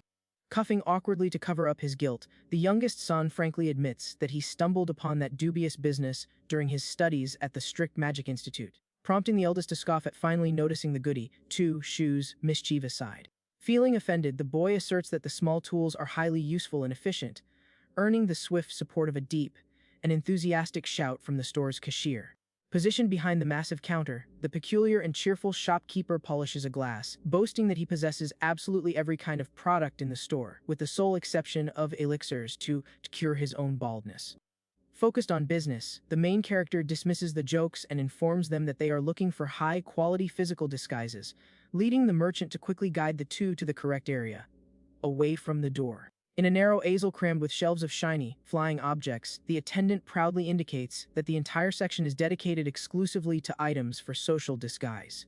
Eccentric items range from inexpensive bracelets that alter a person's basic aura to hidden insoles designed to increase the client's height without attracting attention. The chubby merchant points to the armored shelves at the back of the store with a technical demeanor, explaining that the elite products capable of dyeing hair are there, but warning that the price charged for the flawless illusion is extremely high. Intrigued by the highly confidential and prized items, the aristocratic siblings gaze in admiration at a magnificent golden clasp, resting imposingly on a black velvet cushion on the illuminated bookcase. The information panel explains that the powerful clip is capable of flawlessly altering the buyer's eye pigmentation for 10 hours, guaranteeing to perfectly deceive even the wearer's immediate family. Faced with such an excellent item, perfectly suited to the risky strategy of infiltrating the temple, the two exchange a knowing glance, revealing the same level of malicious enthusiasm for the discovery. After spending a considerable sum of money at the counter, the brothers leave the establishment, while the flamboyant shopkeeper invites them to return in the future.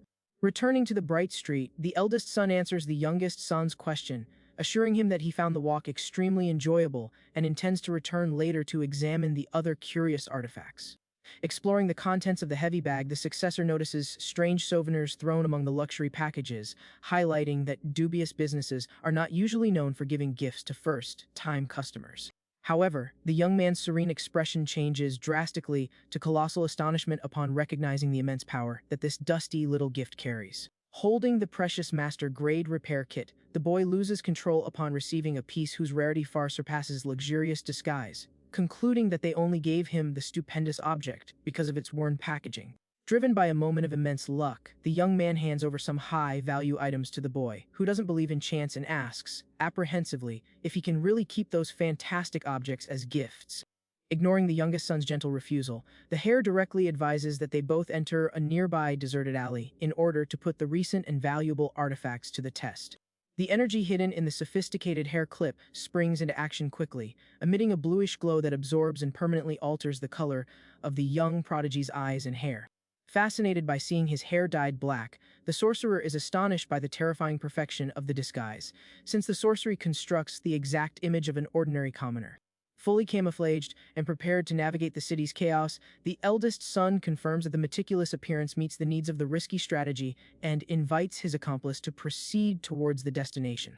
The final destination turns out to be the entrance to a thunderous and immense watermill, leaving the genius disoriented as to why they were in a factory if the intention was to practice philanthropy. Patiently, the heir explains that the highly refined flour produced there is one of the family's most essential philanthropic contributions, emphasizing that the bread made with it is a true culinary treasure. Possessing a shrewd demeanor thanks to his disguise, the young man enigmatically recounts that the excellence of the flour is merely superficial, and that there is a monumental and hidden purpose to that planned visit. The heavy wooden door opens, revealing the gigantic owner, who welcomes the pair with vibrant happiness and declares in his gruff voice that he had been eagerly awaiting this unexpected visit. The ingenious tactic of the successor consists of exploiting the robust man's deep religiosity, aware that building an alliance with him is the most solid way to reach the healing priests. Walking near the riverbank, the young man plans to use the flour delivery to meet the clergyman, attesting to the baker that the milling process was a success. The owner of the establishment praises the impeccable texture of the processed wheat, excitedly guaranteeing that he did not find a single rotten grain during the production of the bags. Intrigued by the disproportionate amount of food, the young wizard inquires about the exact reason why his brother is storing so much flour all at once. Acting flawlessly, Leon says he was heartbroken to witness boys suffering from starvation in the city, taking the perfect opportunity to ask the giant man for donation recommendations. The worker smooths his beard, reflecting on the alternatives, while the nobleman desperately prays in his mind that the church will be chosen. When the big guy finally recommends helping the orphanage run by the clergy, the eldest son celebrates immensely inwardly. Maintaining his focused disguise, Lixel calmly inquires about the number of children living there, hearing from the man that there are about 30 little ones to feed. The magic boy admits that he thought churches were well-stocked institutions, but the baker laments that the situation has changed drastically in recent times. Due to its location in the Astery stronghold, where magic reigns supreme, the subject clarifies that the sanctuary has lost the support of the nobles and its relief funds. The worker coughs slightly, looking away, feeling awkward before continuing with the politically charged and sensitive explanation. He argues that prestigious magical clans feel the need to preserve an image of invincibility, making it humiliating for them to publicly fund a religious entity. Assessing the crisis on the ground, the young man hopes that this undertaking will result not only in the advancement of his own scheme, but also in real relief for the orphans. However, the dark-haired boy asks the baker to wait a moment and inquires directly whether he usually bakes bread right there in the mill. The aristocrat points out objectively that, even if the flour were provided, the resource-poor institution would take a long time to cook everything and feed the children. Raising his arm enthusiastically, he suggests that they bake the bread right there, and then so the children can devour it promptly, thrilling the miller, who prides himself on his recipes. The prodigy gazes at his brother, enchanted and deeply admiring his empathic ability to perceive social gaps that had been overlooked. Displaying a tender and flattered smile, the boy understands that the successor's demeanor is exceptionally kind and worthy of respect. Immediately rolling up his sleeves, Lion shows himself eager to get down to business, instantly gaining the support of his disguised brother, who jumps on board with the idea. With sunlight bathing the rustic stones of the mill, they both decide to begin preparing the charity right there, without delay. Inside the warm kitchen, the electronic system begins identifying the fine ingredients neatly arranged on the rustic table.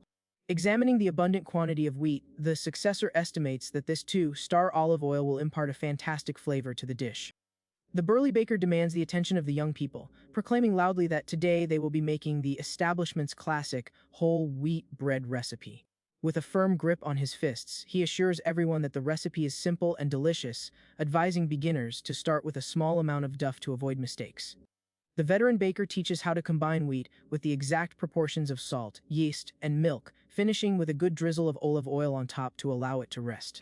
Once the spongy dough has increased in volume in the bowl, the next vital step is to knead it vigorously to remove any accumulated air pockets. Finally, the owner instructs the inclusion of certain ground sunflower seeds, ensuring that the initial preparation will be flawless. Examining the spheres laid out on the workbench, the young nobleman finds the whole method extremely easy and far less stressful than dealing with uncontrollable magic. The main character finishes his task absurdly quickly, prompting the baker to ask if the youngest son hasn't finished kneading the dough yet. Sweating and struggling with the sticky texture in a humiliating way, the boy stammers, asking for a little more time to master the correct technique. The owner of the place decides to speed up the task, informing that he will take the dough for his eldest son and his own to the fire first to check the oven temperature. Throwing open the heavy metal entrance of the blazing furnace, the man observes the dark shapes to check the progress of the first batch. However, an atmosphere of dark humor hangs in the air when a tray of shrunken, completely toasted bread is displayed, resembling pure charcoal. The blond man is overcome with sadness as he listens to the baker explain that burning occurs when the dough is excessively dense, but tries to reassure him that it's only the first mistake. Shifting his gaze to the depths of the heat, the man says enthusiastically that the sauce prepared by his older brother appears to have reached the perfect consistency. With a swift movement and wearing protective gloves, he pulls the super hot baking tray, revealing the masterful result of the dedicated protagonist. A golden, almost sacred glow dazzles the kitchen apprentices as a formidable aroma of fresh food takes complete control of the mill. The system display appears instantly, attesting to the stupendous achievement of a magic grade 1 bread and elevating the young man's culinary attributes. Deeply amazed by the flawless, crispy crust, the professional baker inquires how the young man managed to achieve that level so quickly. Holding the soft, warm marvel in his hands, the heir sweats nervously and deflects, claiming he didn't use any unusual techniques during the beating. Examining the small, enchanted loaves of bread, the young man reflects that his only wish was to provide an extraordinarily tasty snack to fill the bellies of needy children. The experienced baker supposes with delight that the attractive and fluffy shape exceeded the norm because it was molded with great care to captivate the child's palate. The eldest son cheers up the disappointed youngest, stating that he truly possesses a gift for cooking, while the giant observes the conversation with a smile of immense pride. Noticing that he had wrongly judged the boys as arrogant nobles playing at kindness, the owner of the establishment internally retracts his statement and asks if they would be willing to man the ovens for a moment. Lion accepts immediately, not caring much about undertaking the physical labor in the heat, rejecting the excuses of the man who felt remorse. Walking with confidence, the enormous man leaves the mill urgently, vowing to return swiftly after resolving an unforeseen problem in the street. Seeing the big man disappear running down the wet road, the young master reassures his tense brother, and promises that they will handle the work alone, and without any problems. The boy rolls up his sleeves, imbued with fierce determination, vowing to give his all to match the quality of the product, provoking a laugh from the older man. The main character's swift and skillful hands shape the portions of mass on the metallic surface in an extremely mechanical manner. Time is running out with the furnaces operating at maximum capacity, while the virtual fitness bar rises rapidly due to the continuous effort. Filling molds incessantly, the sweat-soaked duo continues with the exhaustive mass production until they acquire complete mastery over the rustic formula. The immense entrance bursts open, announcing the glorious return of the baker, who calls to the noble couple from the threshold. With his cheeks smeared with white, the firstborn turns startled toward the door, confirming the hurried return of his breathless owner. However, the boy is astonished to realize that the big guy is not alone, being accompanied by a noisy mob of residents who invade the space.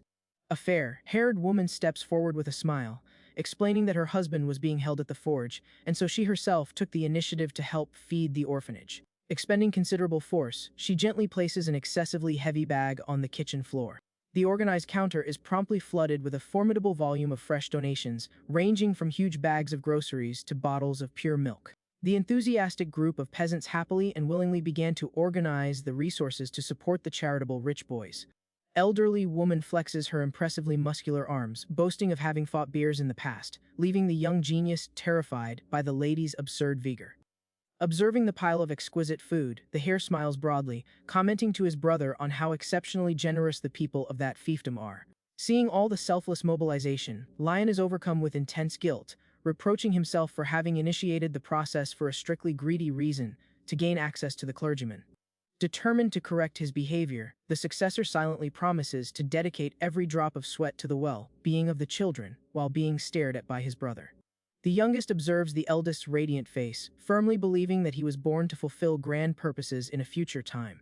Hours later, the festive group finally reaches the vast, old religious structure that houses the orphanage, on the edge of the Astery lands. The priest in charge of the enclosure cannot hold back his tears and cries with emotion, demonstrating pure gratitude for the formidable donation of provisions. Bowing his frail frame in a sign of profound honor, the priest reveres the noble saviors, while Lion calmly says that he need not worry about returning the favor.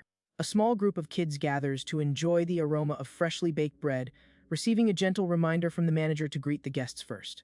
The orphans are amazed by the abundance of fragrant food and the piles of new, colorful clothing arranged on the donated furniture. The religious leader requests permission to transport the heavy items to the stockroom and invites the young people to deliver the snacks directly to the children. Radiating joy and enjoying the tranquil atmosphere, the Camouflage brothers pass the meals to the children, who thank them with genuine delight. In the midst of that adorable commotion in the courtyard, the protagonist's eyes widen as he notices something unusual unfolding at the edge of the children's group. A dark-haired boy dashes past him, head down, without collecting his share of the bread, instantly drawing the attention of the wealthy young man. Intrigued by the hostile and unpredictable behavior, the younger brother also turns around, trying to understand the little one's escape and isolation. The heir asks the nun in charge what the name of the hurried child is, and is immediately informed that the boy's name is Peter. The nun laments the orphan's rude behavior, explaining that they are too young to process such generosity without apparent reason. Watching Peter walk away down the sunny path, Lion murmurs his name thoughtfully, while the headmistress asks him not to take the rejection personally. Continuing with the sharing, the coordinator reports that almost all the residents of the shelter have already been properly fed. She notices the rich young man walking away quickly and asks him where he is going in such a hurry. Holding a modest basket, the boy walks across the yard focused on the undeniable fact that the runaway boy was the only one who didn't get a taste of the meal.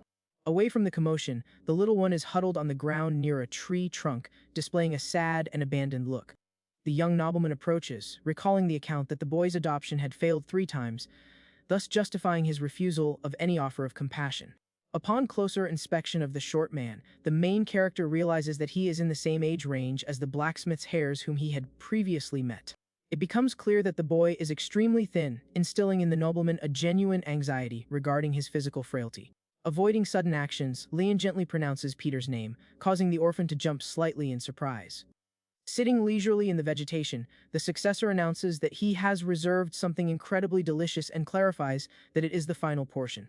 Rejecting the friendly offer, the child remains silent, merely turning their face away. In an attempt to relieve the tension, the young man shows off the fluffy bread, praising how soft and warm it is. The plan backfires when the boy's stomach rumbles, revealing his utter starvation. Laughing at the peculiar scene, Liam points out that he is very hungry, but the little one crosses his arms and turns his face away once more. Assessing the child's stubbornness, the nobleman notes that if it were merely a childish tantrum, it would be easy to overcome through play. Since the child chooses to suffer from hunger rather than accept the meal, he understands that the wisest tactic is to give him space and take a step back. Thus, the young man patiently gets up, saying that he will return to the orphanage building and showing gratitude for the silent company. Stealthily, Peter spies the adult's silhouette disappearing into the green area. Time passes and the boy finally falls asleep, leaning against the tree in a cool shade. Upon waking, the boy complains, labeling the aristocrats as hypocrites who perform philanthropy for a single day and never return. The little boy's indignation dissipates when he hears the Harris calmly asking if he has fully woken up. Jumping up in panic, the little boy yells, questioning why he didn't leave, hearing that the boy felt sorry for interrupting his deep sleep.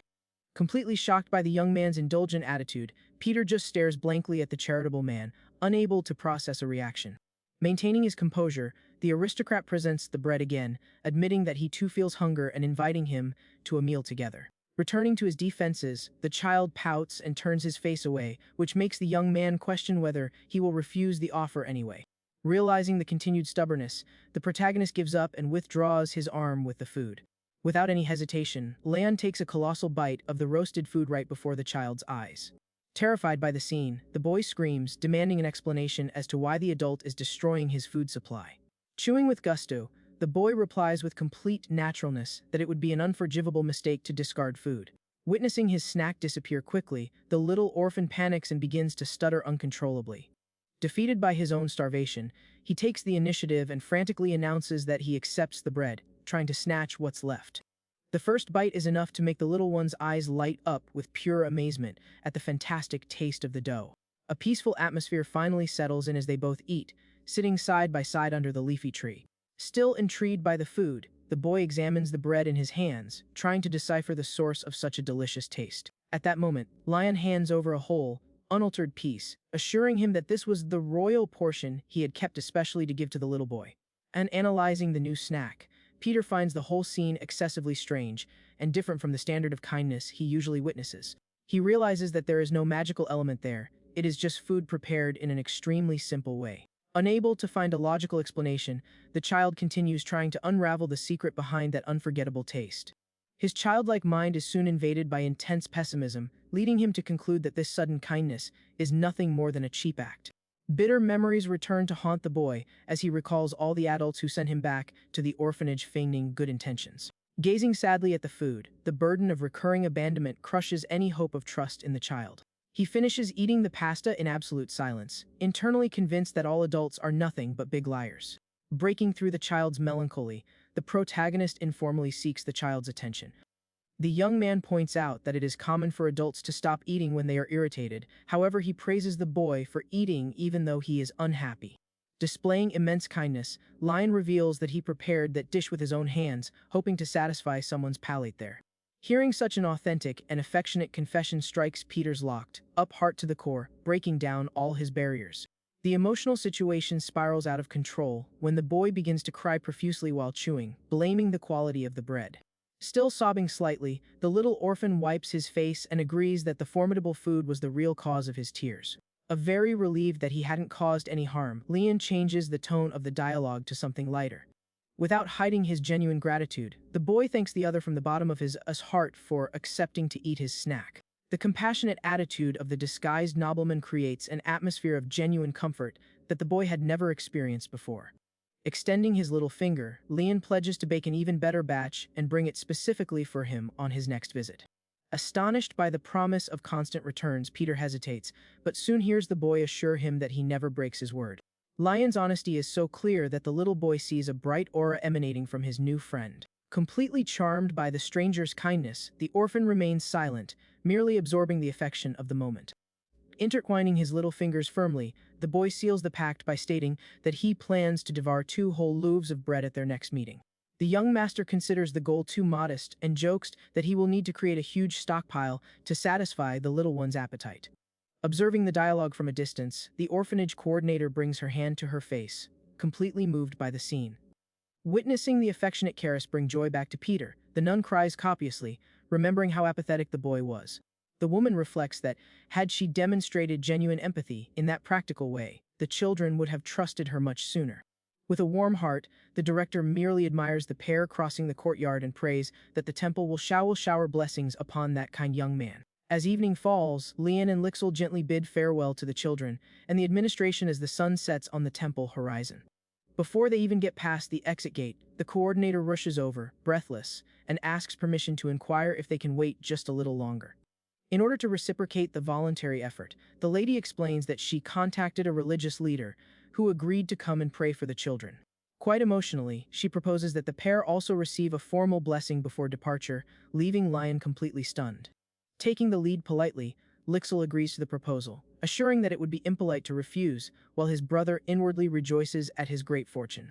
Extremely pleased with the benefactor's acceptance, the nun asks the boys to accompany her to the luxurious visitor accommodations. Meanwhile, the roar of galloping horses breaks the calm of the road, signaling the swift arrival of the temple carriage. Seated on the moving vehicle, a man methodically adjusts his glasses, confirming that he is close to achieving his goal. Now in the church's sophisticated waiting room, the pair of nobles wait patiently on the leather upholstery. However, Lixel proposes abandoning the meeting with the religious figure, claiming that a member of the temple could represent a danger, inducing Lion to agree immediately. Jumping from his seat, the heir pretends to have just remembered an urgent obligation awaiting him at the residence. Surprised by the sudden escape, the youngest hears the oldest quickly justifying that he needs to practice cooking and flees the room. Left alone in the large room, Lixel concludes that the departure of his eldest son was ideal for his plans of discreet medical check-ups. Believing that his brother needs divine magic to recover, the boy anxiously awaits to ascertain the clergy's true intentions. An individual possessing a colossal sacred aura introduces himself as Licht, the high priest himself, taking the young mage by surprise. Settled comfortably on the sofa, Licht comments that he learned from the director about their desire to remain anonymous sponsors. Lixel examines the man, astonished that he is so young, and deduces that his departure from internal prayers means that he is no ordinary cleric. Setting the cup down on the table, the priest warmly thanks everyone on behalf of the church members for their acts of charity. The religious man takes a sip of the hot drink and points out that the one who truly dedicated his heart to that cause was his older brother. Turning his gaze to the protagonist, he directly asks if the boy is the same one who left earlier because he was feeling unwell. Lixel clenches his hands tightly and admits that the heir has had extremely poor health since birth, suffering from a severe illness. Without mincing words, the youngest son admits that he didn't attend the event merely out of kindness, but orchestrated everything to bring his brother to the religious figure. Asks the young magician to calm down and sincerely laments that such an upright soul is facing such physical suffering. The atmosphere in the vast reception room changes when the priest reveals that he too had to sneak out to avoid the prying eyes of those in the temple itself. Sporting a mysterious and confident demeanor, the religious figure leaves the genius magician completely disoriented, unable to decipher his true intentions. Lion listens attentively as the individual specifies an exact period of 3 days from that moment. Rising from the sofa with a majestic posture, the high priest requests that the youngest son return to the place with his brother at the same stipulated time. Time passes quickly, and a scream of utter panic echoes through the Astri estate, shattering the peace of the morning.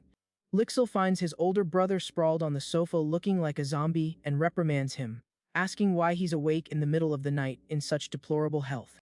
Staring at his own finished reflection in the mirror, the heir hears the youngest son remind him that the priest will finally assess his physical condition today.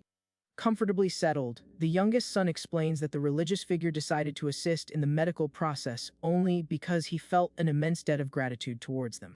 The protagonist enters an internal panic knowing he is only slightly weak, given that the magical shock has disappeared and he does not have any real illness. Recalling all the intense manual labor he has recently performed, he is fully aware that his physical strength has improved considerably. Even knowing the whole truth, the young man reflects that receiving divine intervention at no cost isn't a bad offer and decides to accept the chance. Confirming the details of the agreement, the heir simply nods calmly while the youngest son announces that the meeting will be in exactly 3 days. The deadline approaches, and the pair return to the temple in an extremely discreet manner during the cold, early morning hours. Lion notices a radiant and elegant bottle on the table, instantly recognizing it as holy water of the highest purity. Interpreting the system data about the rare item forged by a high priest, he is impressed by the advanced skill of this young man. Walking through the sophisticated lobby, the younger brother catches his brother's attention as the clergyman politely approaches to greet the two aristocratic guests. Displaying sympathy, Lich makes a small bow and says that divine grace accompanies them, attesting that it is a great satisfaction to meet such upright people. With a kind gesture, the man suggests that everyone sit in the armchairs to converse more calmly before the ritual. Comfortably accommodated, the heir informs the priest that he has a great question on his mind, and receives immediate permission to inquire. Very objectively, the protagonist questions whether there is any specific reason for that medical ritual to have been scheduled in the middle of the night in that way. The priest calmly recounts that he had a recent dream about the two brothers, leaving the youngest completely astonished by the information.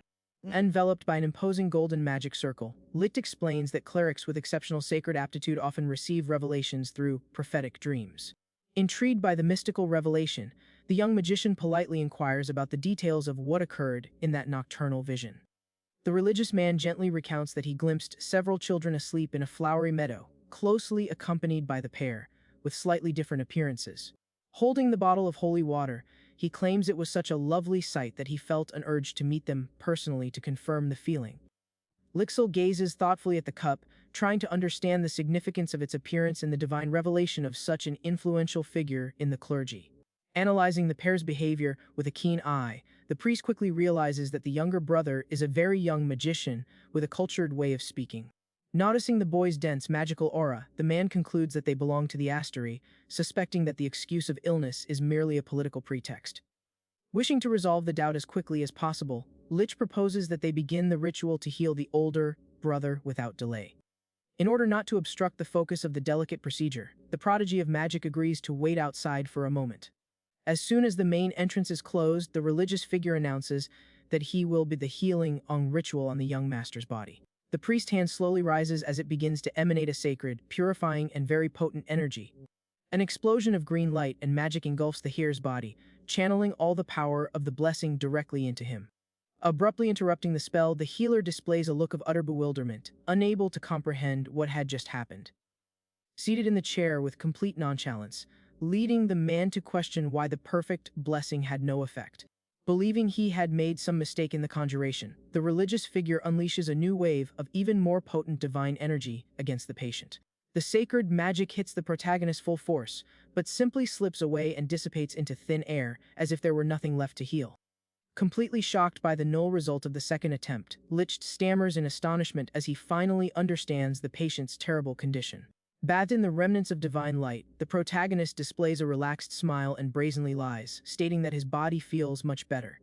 Satisfied with the convincing invention, the boy massages his shoulder, pretending to be amazed by the supposed miraculous relief from his pain.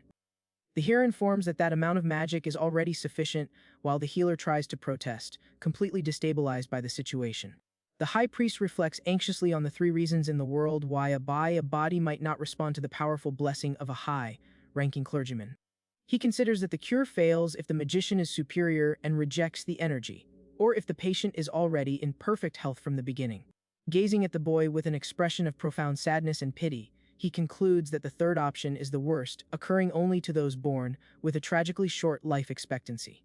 Unaware of the enormous mistake, Leon adjusts his robes, assuring everyone that he will be available should the temple require any assistance in the future. In a desperate and swift gesture, the religious man grabs the young master's hand, preventing him from leaving in that manner. With a terrifying intensity in his gaze, the man pleads with the boy to return to the temple and ask for his name should the pain prevent him from resting again. Almost in tears because he couldn't rescue the young convict, Lich vows to help him in any way he can, eliciting a frightened agreement from the boy. The wooden doorway opens, and the youngest son waits in the hallway while his brother thanks the healer for his consideration and politely bids him farewell. Lixel watches the heir cross the dark corridor, relieved to find that the medical procedure did not generate any conflict. Staring at his own hand under the residual magic, the protagonist judges the priest's excessive blessing to be very strange, but chooses to merely ignore his intuition. The morning sun rises, illuminating the immense castles and towers of the Astery, marking the beginning of another day in the luxurious magical capital. Following the rhythm of the carriage along the road, the youngest son reports with relief that the heir's appearance has improved, making that morning stroll all the more valuable. Gazing at the horizon through the window, Lion admits to himself that his health was already perfect before, but he acknowledges that divine magic cured his aches and pains by baking bread. Noticing his younger brother's obvious exhaustion, the protagonist points apprehensively to the deep dark circles under his eyes, but the boy insists he looks fine. As soon as they jump off the transport, the prodigy hurriedly bids farewell, informing them that he needs to begin his magical training, leaving the eldest son indignant. Watching the boy's back disappear down the stone path, the heir sighs, lamenting that all this excessive toil will ruin his health. A female voice suddenly resounds, warning that the heir's training schedule is strict, startling the young man who hadn't noticed the servant's presence. The young master vents his fear that the boy's body might give way at any moment, hearing the young woman suggest that he discuss this anguish directly with the patriarch. With an embarrassed smile, the boy recalls that the ruthless leader of the lineage already has too many problems to deal with. Walking through the bright corridors alongside the new employee, the protagonist deduces that the best way to appease the old man would be to visit him and bring him some pleasant sweets. The residence's vast and bright kitchen becomes the nobleman's new workspace, and he promptly rolls up his sleeves to put the plan into action. Sliding the wooden cylinder firmly, he stretches the fresh dough on the clean table to begin preparing the pastries. Focused on the recipe, the boy thanks the servant, calling her by the name of the former employee, and then asks if his grandfather has any fondness for cookies. With a neutral face and correcting her own name, Elvia replies that the leader detests sweets, but assures that the old man would eat any delicacy made by his grandson's hands. Mortified by the mistake with the name, Lion tries to disguise his guilt, hoping that the cookies will turn out well enough for the patriarch's taste. The young woman's eyes widen when the cook places rustic sweet potatoes on the table, finding the combination exotic, but he assures her that the final taste will be phenomenal. Instead of using sugar, Leon decides to finely chop sweet potatoes and sprinkle them over the dough. He believes his grandfather will be able to enjoy the natural, light sweetness of the ingredient without feeling any heaviness in his stomach. With the utensil in hand, the protagonist scrapes the freshly chopped pieces from the wooden board to continue preparing the fluffy sweets. Carving the clay into animal and star shapes, the heir finds the result very captivating. At this point, the young man is already thinking about asking the blacksmith to make some unique molds for future use. As soon as he finishes shaping all the units, the boy places the filled molds inside the hot oven to bake for a few minutes. The batch finishes exuding a magical and tempting aroma through the kitchen air. The system quickly validates the success of the special recipe, communicating that the potato biscuit possesses healing attributes that are greatly enhanced when consumed with a liquid. Unsure about the panel's warning, the heir doesn't understand why a food has the same effect as a potion. Impressed, Elvia praises the young man's aptitude, reminding him that she only passed on the base recipe to him. Since the final stage of cooking is the tasting, the disguised servant offers a hot piece of meat for the young man to sample the result of his effort. Accepting the offer instantly, he brings the sweet treat to his mouth and takes a generous bite of the crispy cookie fresh from the oven. The The flavor is so incredible that it surpasses the chocolate sweets he enjoyed in his past life. With this, his proficiency in the kitchen reaches level 3, and the new recipe is stored on the dashboard. The employee comments that snacks are great for easing the mental fatigue of the family routine. She warns that excess is bad, but since the recipe isn't cloying, the patriarch is sure to appreciate it. Very grateful for the life support, the protagonist thanks the young woman for her help throughout the lengthy process. Always polite and discreet, she simply replies that she was only doing her duty. Wishing to speed up the rest of the work, the boy proposes separating the biscuits into portions right there. Soon after, he takes over the task and dismisses the servant so she can go rest in her room, leaving her completely astonished with her day off. He orders the servant to leave firmly, explaining that he still has other things he needs to do in the kitchen in absolute secrecy. Alone in the warm environment, the boy sighs in relief that he no longer has to hide the system from the talented maid. He realizes that the new level he has reached has unlocked several new formulas and checks the vast stock of ingredients. Excited by the alternatives, the heir decides to focus on creating a unique drink for the bribe. The system had already warned that the effects of the sweets would be much better if combined with some liquid. Carefully going through his belongings, the young man selects certain herbs to create a drink focused on supporting the family's physical training. The screen displays the formula for a reddish elixir that uses refreshing fruits and basic healing ingredients. The young man is absolutely certain that both his grandfather and his youngest son will love the taste. Examining the preparation list on the screen, the nobleman senses that he already knows this famous mixture from some time in the past. Setting aside his doubt, he concentrates on achieving the highest quality to pair with the biscuits. Gazing at the clean fruit in the bowl, the cook vibrates with excitement upon confirming that the oranges and lemons are superbly fresh and have been awarded a coveted star by the system. Without wasting a second, he throws the ingredients under the running water of the sink and begins the cleaning process with absolute focus. After washing everything, the protagonist cuts the fruit into very thin slices on the cutting board. Then, he places everything in a boiling pot with a basic healing potion over low heat to extract the extract. As soon as the boiling reaches the right point, the boy throws certain dehydrated roots into the mixture. The secret now is to wait for the citrus flavor to be fully absorbed by the liquid. When a wonderful aroma fills the kitchen, the heir strains the hot liquid through a sieve to separate the lumps and leave the drink thin and crystal clear. For the finishing touch to the miracle formula, he pours just a few rare drops of essential oil directly into the glass of the red mixture.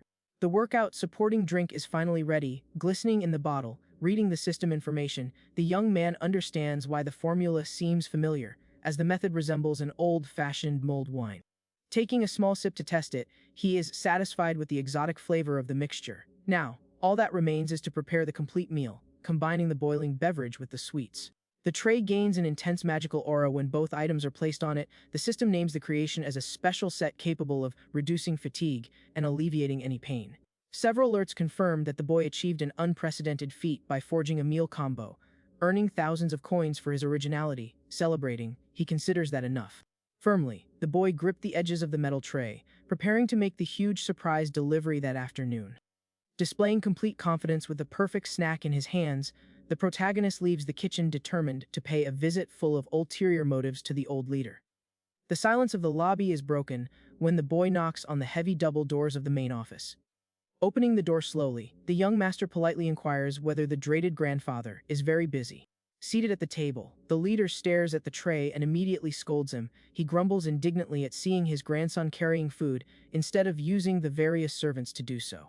Before the old man loses his temper, the heir gives a discreet laugh and calms things down, explaining that he insisted on bringing the snack personally as a gesture of affection and respect. Setting the tray down on the dark table, the boy explains that the red drink was made with the invigorating potion from before, and mentions that he baked the cookies to go well with the liquid. Impressed by the perfection of the sweets, the patriarch inquires whether the young man prepared absolutely everything by himself, receiving an instantly proud reply. Displaying a confident demeanor, the protagonist admits that he found it more pleasurable and affectionate to share his progress in alchemy through a tasty snack. Invited to try it, the old leader raises his finger and picks up a star-shaped cookie, remaining in absolute silence as he inspects the texture of the soft dough. Trusting in his grandson's great skill, the man takes the first bite and his eyes widen as he feels the texture melting perfectly in his mouth. Completely taken aback by the surprise, the old man feels the intense taste overwhelmingly fill his grumpy palate. In the leader's mind, the dough melts magically, releasing a sweet potato aroma that spreads a wonderful sensation throughout his exhausted body. He realized that the sugar has been adjusted with impeccable precision. Watching the experienced bar climb steadily, the young master smiles, certain that the tough old man liked the bribe. Suddenly, the patriarch places his hand on his face and orders the boy to say what he wants, breaking the mood and taking the heir by surprise. The old man wisely deduces that his grandson didn't go to all that trouble just for a favor, laughing at his own attempt at deception. The boy admits that it's impossible to fool the leader. Staring at his steaming glass of liquor, the young man loses some of his confident air and broaches the subject of his upcoming coming-of-age ceremony. The protagonist suggests that they let the youngest son rest from his demanding responsibilities until the big day. The grandfather looks at his grandson suspiciously and questions the real motivation behind the request. Explaining his political logic, the heir recalls that the whole family needs to attend the party looking impeccable, and confesses that he finds the boy's current routine boring for a child. With his hand on his chest, the young master pleads for a reduction in training. The goal is to ensure that all relatives present a healthy appearance at the event. Hearing such a heartfelt appeal touches the old man's heart. He melts, praising the consideration his grandson shows for the people of the house, feeling an immense and secret pride. Assessing the boy's diplomacy and maturity, the leader recalls that the brothers lived in a tense atmosphere. Seeing the union between the two brings peace to the weary old man. The patriarch promises to keep the youngest son's day off a secret and disguise it as an independent training. The protagonist is thrilled, but the grandfather questions whether he doesn't want to ask for something for himself. Without understanding the direction of the conversation, the young nobleman hears the older man insist on knowing if there are any other material favors to be given to enhance his party. Waving his hands in negation, the boy assures that he needs nothing and declares that he is very happy with the current simplicity. The patriarch begins to sweat, reflecting on the boy's lack of greed, given that the focus of adulthood is on receiving priceless gifts. According to tradition, the family must hunt for rare minerals to please the honoree, representing the greatest demonstration of the lineage's power. Displeased with the boy's rejection, the old man squints, misinterpreting that attitude in a manic and misguided way. The leader reaches the glorious conclusion that his grandson is testing his political skills. The old man becomes convinced that the boy is waiting to be surprised by an unimaginable gift. Startled by the grim expression that had taken over the patriarch's face, the protagonist recoils and announces his strategic retreat from that macabre room. The door slams shut and silence reigns, leaving the grandfather lost in his ambitious thoughts. Resting his chin, the man meticulously plans which diplomatic move will shock his beloved successor. Walking through the corridors, the young master whispers what he heard, without understanding the true weight of it for his future. Far away, the study table lies buried under piles of advanced documents on magic. Settled in the armchair, the prodigy massages his forehead, fighting against the fatigue that the lessons impose on his mind. The fatigue is swept away when the eldest son bursts through the door, yelling the youngest name. Startled, the boy sends the paperwork flying across the floor. Laughing at the scattered documents, the protagonist mocks the mess, finding it comical that his brother lives in such hidden chaos. Embarrassed by the scene, the boy covers his mouth and grumbles that he never planned for the older man to see such sloppiness. Changing the subject to ease his brother's embarrassment, the heir offers the perfume tray he carries, imagining how exhausted the little one must be. In a more welcoming atmosphere, they both sit facing each other, ready to focus on a well-deserved break from their obligations. Convinced by the aroma, the wizard takes a firm bite of the candy, feeling its texture melt on his parched palate. With his cheeks flushed with sweetness, the wizard focuses on half of the food and is amazed by the undeniable quality of its flavor. The younger brother, amazed, reflects that his brother's talent is absurd. Modestly, the older boy simply shrugs. To improve the situation, Leon brings up the subject of the chores imposed by the patriarch, bluntly stating that the boy is now allowed to relax. Displaying a welcoming look, the protagonist mentions having spoken with the old man, guaranteeing the magical break after noticing the fatigue that was consuming the youngest child. Moved, the boy thanks them for the incredible gesture, but confesses that his tiredness was never due to his studies. The shock hits the heir, making a scene. He deduces that his brother wrote love letters in the early hours of the morning, a theory instantly refuted. Returning to the conversation in the room, the youngest son clarifies that all his concern stems from the upcoming coming-of-age ceremony. Quickly, the protagonist understands that the boy is referring to the famous traditional ritual of his lineage. This astery rite involves the challenge in the library labyrinth, which leads the participant to the magic he most needs at the moment. When attempting to force their way through, the enclosure transforms into an endless labyrinth. However, those who follow the guidance can reach the end and acquire a rare item. Believing his brother's restlessness to be endearing, Lion assumes the boy fears risks because he lacks mana and tries to reassure him, saying it's just a formality.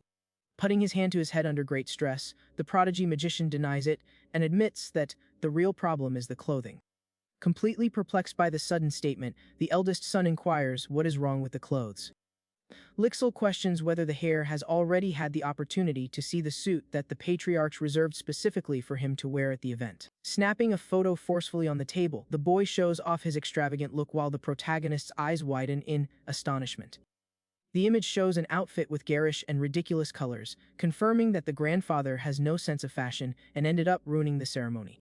Plunged into depression, the youngest son swears he would never wear that in front of everyone, receiving immediate agreement from his brother. Outraged, the boy questions why the leader has developed such bad taste, leading Lion to notice that the former governess always avoided this disaster. Grateful for the sorceress's hidden sacrifice, the young master assumes a confident stance, plans for everyone to dress in harmony attire for the event to prevent embarrassment. The very next day, the heir goes to the village and is greeted with immense joy by the children of the blacksmith's family. To everyone's delight, he hands over the bag of magic cookies he prepared, saying that he had missed them. Devouring the sweets with excitement, the children listen as the nobleman asks their mother for an important favor. The woman inquires about what it's about, and the young man mentions the talented tailor who recently volunteered at the orphanage. Without further ado, the protagonist asks to be introduced to the professional, leaving the young woman slightly surprised. The young teacher perfectly remembers seeing that man transform scraps of fabric into exquisite clothes and make immediate alterations for the children. Noticing the woman's hesitation, he asks if there is a problem with the craftsman, but she confirms that he can do the bridge without any problem. Pressing further, the heir inquires if there are any obstacles, hearing that he would understand everything upon arriving at the location. Following the directions, the boy appears before a rather old wooden facade in a secluded alley. Staring at the deteriorated sign bearing Andrew's name, he wonders if this is indeed the workshop of the master tailor. With his hand on the rusty doorknob, the protagonist hesitates and muses to himself whether he has ended up at the wrong destination. The interior of the place is very dark and dilapidated, leading the young man to not understand why such a talented professional would keep the business in that state. As soon as he announces his presence, a mysterious individual emerges from the shadows to greet him politely. The moment the tailor notices a real customer visiting, his face lights up with exaggerated joy. Inspecting the boy, Andrew quickly identifies him as the orphanage volunteer, although she finds the change in the color of his hair and eyes strange. Dropping his disguise, Lion reveals his identity as the grandson of the Astery family and apologizes for hiding during their previous meeting. Extremely understanding, the craftsman agrees, stating that a young aristocrat like himself certainly has reasons to go about his business in hiding. Resuming the conversation, the owner of the establishment inquires about the reason for the nobleman's visit. Hearing that the boy is looking for an experienced tailor, the craftsman is startled and nervously points out that such a wealthy lineage should not need his humble services. To be a good host, he invites the young master to go to the back so they can talk more comfortably. Walking through the studio, the heir is amazed to see the trophy for the Empire's most important prize, while the man apologizes for the disorganization. Asking the boy to make himself comfortable on the worn sofas, the tailor prepares the tea, and the boy reveals that he has brought snacks to go with it. Serving the hot drink in the delicate cup, the host apologizes again for the poor setup, and is reassured by the nobleman. Offering the decorated plate, the protagonist reveals that he baked the teddy bear cookies himself, and hopes the taste will be pleasing. Holding the sweet treat in his hands, the man accepts the offer with enthusiasm, vividly remembering the taste of that bread made at the orphanage. Without wasting any time, he puts the cookie in his mouth, quite curious about the quality of the snack. The crunchy texture melts spectacularly on the tongue, providing a truly heavenly flavor. Completely amazed by the sweetness, the man feels that the taste emanates the purity of an innocent young man in the countryside. Lost in his imagination, the tailor feels as if he is experiencing the idyll of a prince falling in love with a peasant girl. The taste flows through his heart like a first love, leading the craftsman to grumble, emotionally, that the word delicious is too small to describe it. Shouting at the top of her voice and with eyes gleaming with passion, Andrew declares that this recipe is the purest work of art. Calmly sipping his tea on the sofa, Lion inwardly celebrates the recipe's triumph, knowing that his abilities are unfathomable to others. The porcelain plate empties quickly, attesting to the impeccable quality of the snack. Wiping away a tear, the craftsman expresses his gratitude for the kind treatment while the boy checks to see if everything is all right. Moved by the moment, Andrew assures that the food filled his mind with endless inspiration. Asking for a favor for the meal, the hare informs the man that he must now answer his questions with complete frankness, thus gaining his agreement. Getting to the heart of the matter, the protagonist declares that the master must certainly want to sew the clothes for him. The tailor proudly confirms that his talent for design and embroidery surpasses any other, but then pauses painfully. He warns the nobleman that, should the authorship of the pieces be discovered, the young master will end up becoming the target of ridicule at social events. Looking down, the man confesses to suffering a great deal of prejudice for being the illegitimate son of the upper class, making the boy understand the origin of that problem. Because the elite consider it humiliating to consume items made by a bastard, gossip destroyed his business and drove away customers. Fearing for the hare's image, the craftsman suggests that he lie about the authorship, but Lion raises his hand asking to see the display pieces first. The tailor laments having disposed of all the noble garments, leaving only common clothes, but the boy swears that he only wishes to analyze the raw talent. Without further ado, Andrew walks to the dark wardrobe in the corner and opens the doors. Lion's eyes gleam with pure shock as he witnesses the exquisite pieces being sold to the humble neighbors. The system sends out continuous alerts indicating that all those simple clothes have a rarity of 2 stars. Completely stunned by those masterpieces, the boy inwardly celebrates having found the solution to his ceremony there. The system specifies that the valuation would be infinitely higher if such items were made with luxury fabrics. Faced with this ingenious discovery, the hare wonders what absurd level that man could achieve with high-class materials. With a serious and determined expression, the protagonist summons the tailor and demands to wear clothes was brand at his coming of age party. The man is terrified, fearing the boy's humiliation, but Lion swears he will silence the critics and asks if he accepts the challenge. Raising 3 fingers, the young master insists that he needs 3 impeccable outfits ready for the family event. Gazing at the nobleman's serious expression, the master tailor listens to the final assessment of his ability to withstand such pressure. Turning his back with an imposing posture, the boy assures that he will assume all the risk if the plan fails and demands ambition from the craftsman. Andrew's heart races at the divine possibility of focusing solely on creating beautiful pieces without worrying about the elite. With his eyes gleaming with passion for his craft, the tailor tells the nobleman to give the order, earning praise for his courage. Euphoric the magnitude of the work, the man pulls out his notepad, demanding all the necessary details and measurements. Lion dictates that the pieces should be refined and unified for the family, preserving individual traits without appearing old-fashioned or childish. Horrified by the magnitude of what he heard, the craftsman stammers, wondering if the dreaded patriarch will wear something made by him. Displaying a mocking attitude, the hare reiterates that the nobility's opinion of the tailor is irrelevant to his lineage. The dressmaker realizes that absolutely no one would dare criticize the outfits worn by the powerful Astery family. The protagonist seals the pact, while the man returns to the table ready to begin the revolution of his career. With his commitment made, the tailor grips his pen with determination when summoned by the young master. While organizing the papers, the craftsman inquires if the boy has any particular fabric in mind. Lion confesses to being unfamiliar with the subject and reveals that he brought a special material. The master seamstress strikes the wood in shock upon identifying the legendary fabric catalog from the noble lineage. Overwhelmed with emotion, Andrew grumbles that he would die happy just admiring that item and asks permission to open it. The protagonist agrees and tells him to make himself at home. With utmost reverence for its rarity, the pages of the old and precious book are finally opened on the counter. The craftsman is captivated as he leafs through the material, unable to believe what he sees. He gazes in wonder at the elite fabrics, such as the famous elf hair strand, woven by a select few. Admiration grows upon seeing the fairy's breath. Finding it madness that such legends exist, the boy asks if the man found something to his liking.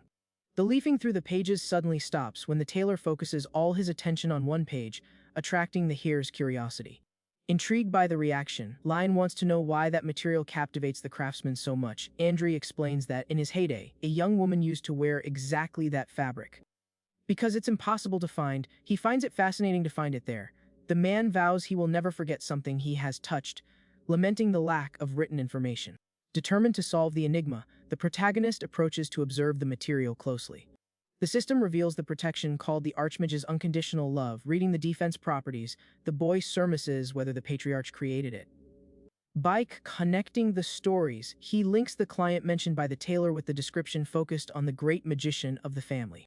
With the goal of creating unified costumes, the heir decides to use this durable material. He inquires whether the master can handle it, receiving an enthusiastic confirmation. Without delay, the enthusiastic Andri informs them that the vital next step is to take the body measurements of everyone involved.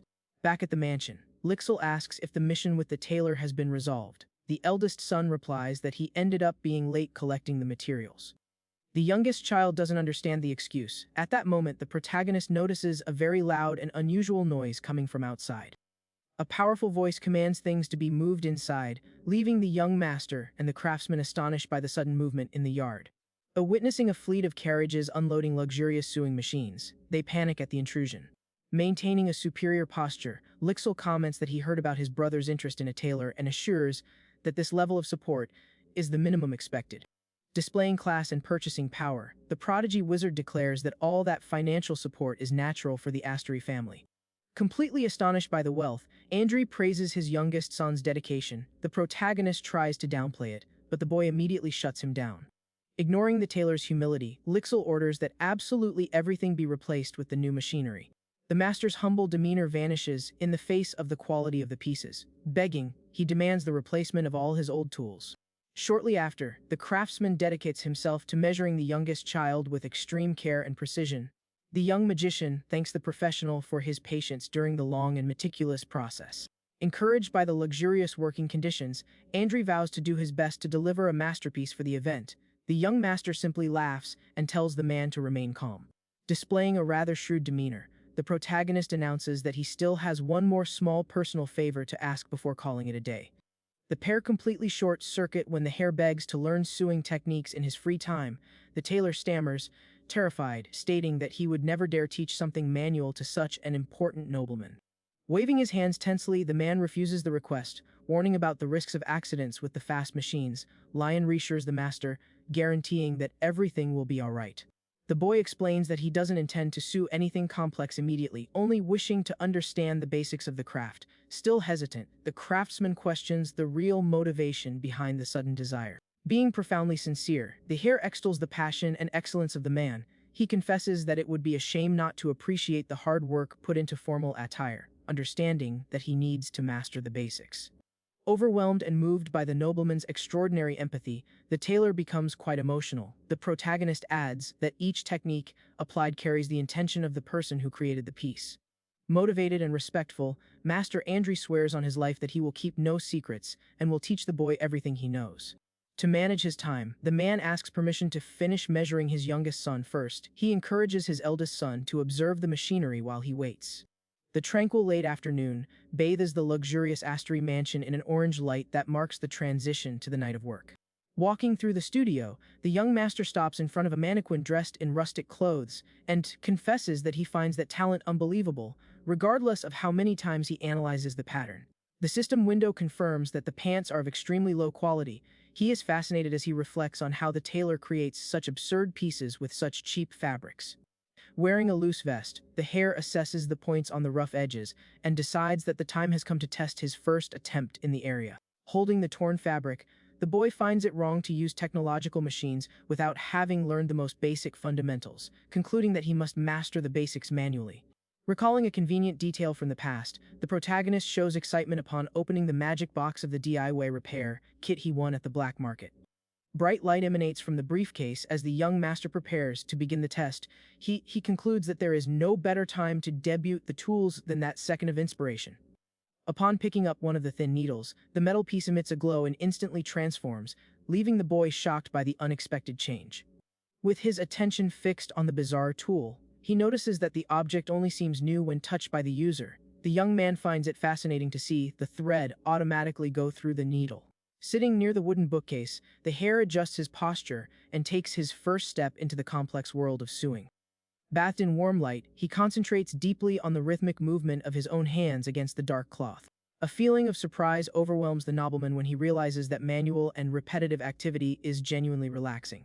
The boy mentally admits that he expected to feel only irritation when dealing with such minute details. However, the focus increases the speed of the points, bringing a therapeutic sensation. The greatest miracle occurs when brilliant guidelines appear floating on the fabric, indicating the exact path. He soon deduces that this ease is the hidden power of the magic tool. Finishing the effort with a quick cut of the scissors, the panel marks 80% perfection and experience gained. Lion is thrilled with his newfound skill.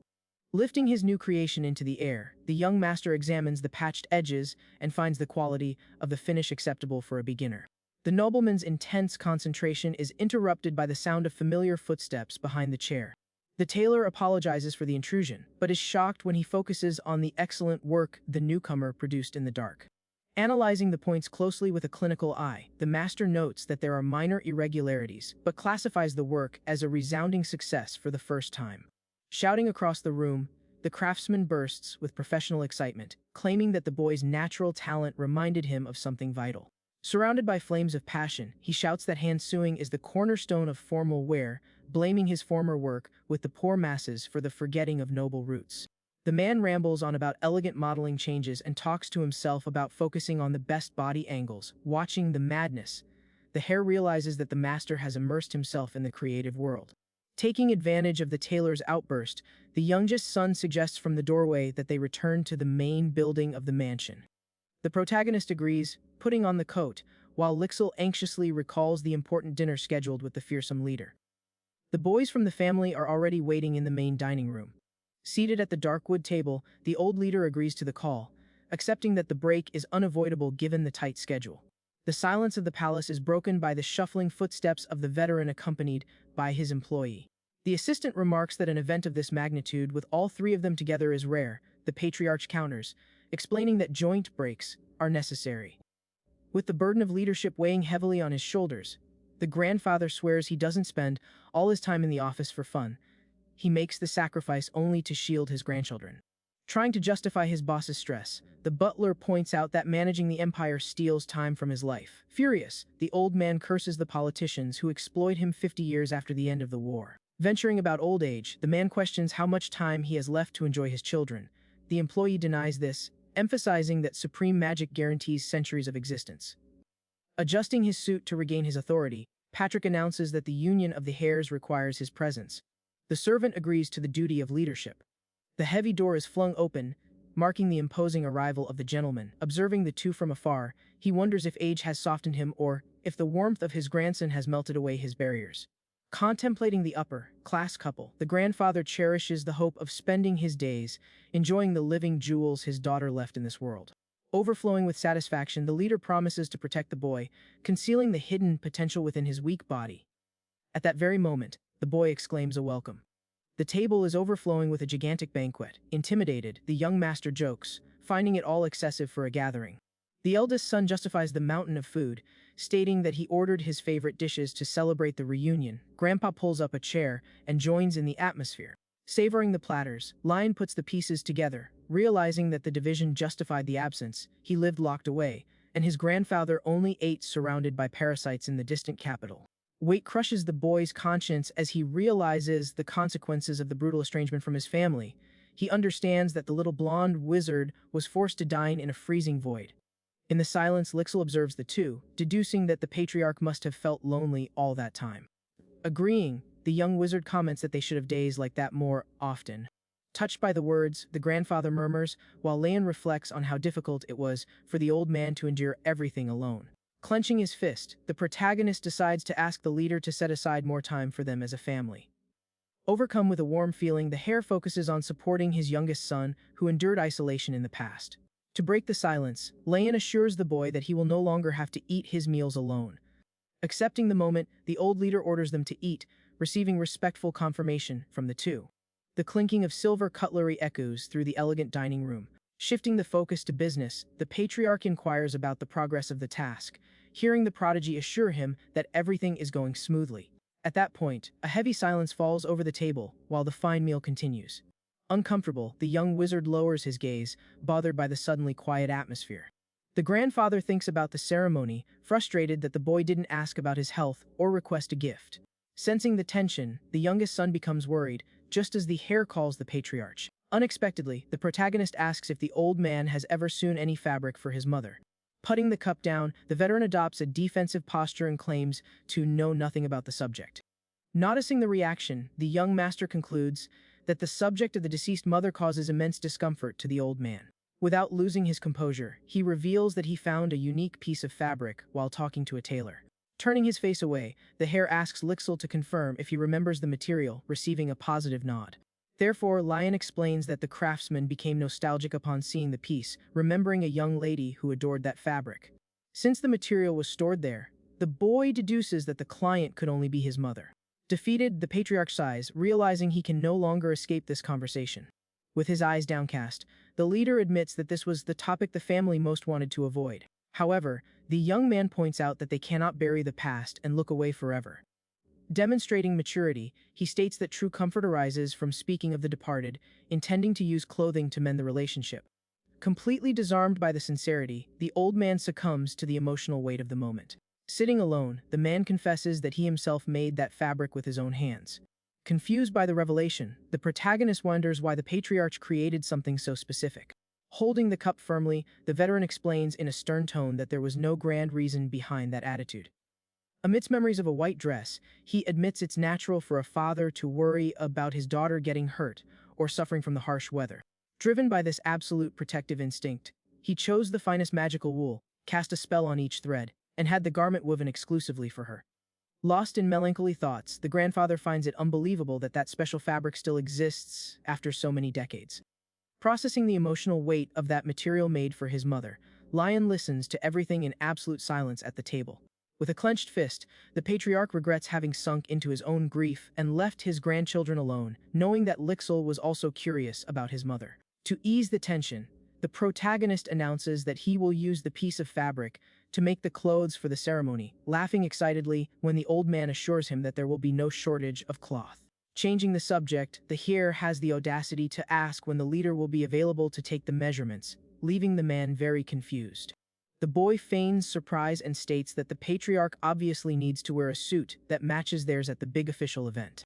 Fully supporting the idea, Lixil suggests inviting the tailor to the mansion to make the leader's schedule easier, eliciting a dry, awkward cough from the grandfather. Giving in to the boy's enthusiasm, the patriarch agrees to follow Lion's orders since he is in charge, earning a warm thank you.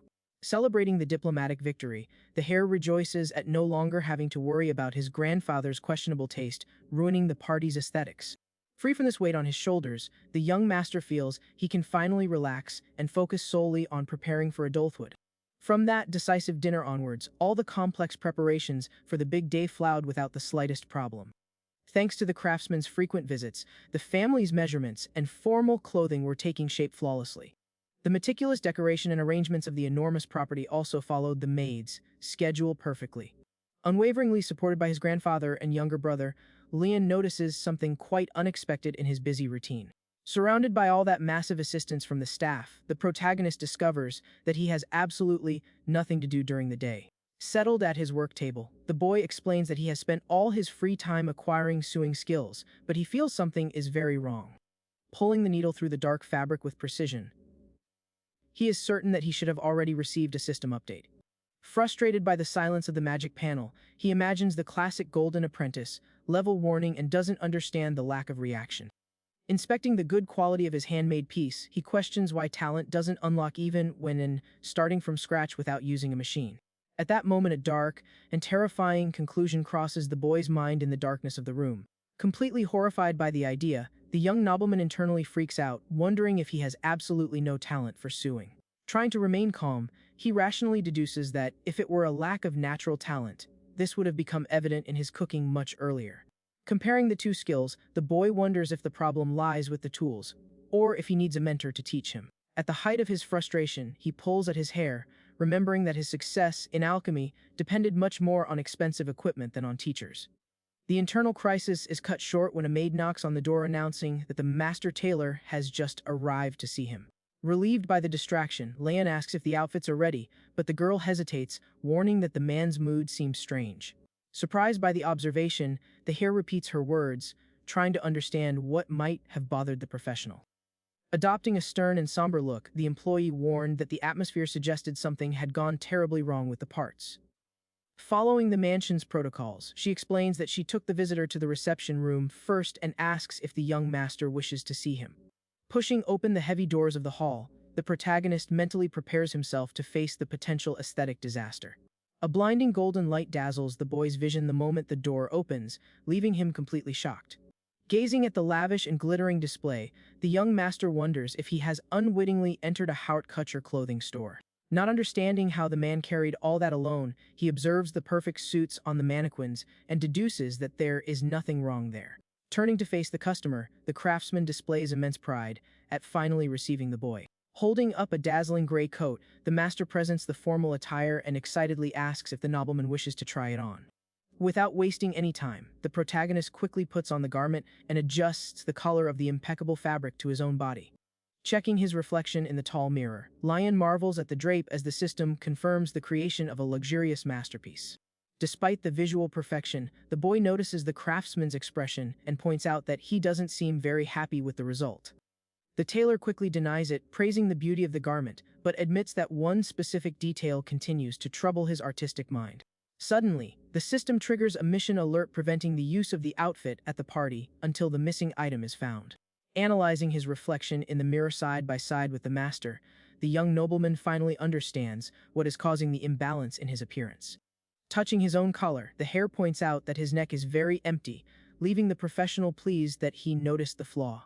Assessing the complete ensemble, Leon details that an important focal point is missing, citing options such as a tie, bow tie, or even a pocket square. Stroking his chin thoughtfully, the boy understands that he needs to choose these final details of elegance very carefully.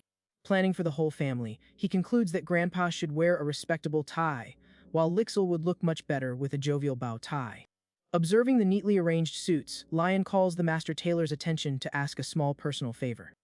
The young master asks if he can finish the costumes for the entire family, suggesting that the work would look even more incredible with some special embroidery. Completely shocked by the audacious proposal, Andrew lets out a cry of surprise in the middle of the room. Completely thrilled, the craftsman swears he will teach the boy absolutely all the sewing techniques, but the boy tries to refuse the exorbitant offer right away. But the man insists, stating that it would be a real lack of respect to allow a novice to alter a master's masterpiece in that way. Intrigued by the insistence, the tailor questions what the boy's special reason might be for wanting to take such a big risk with the party clothes. At this point, the protagonist remembers that he discovered the origin of the old fabric belonging to his deceased mother during his grandfather's measuring session. The boy continues his explanation, relating that the old patriarch had sincerely thanked that humble craftsman for his work in the past. Faced with this moving revelation, the young nobleman recounts that he finally came to understand the emotional weight of the entire situation.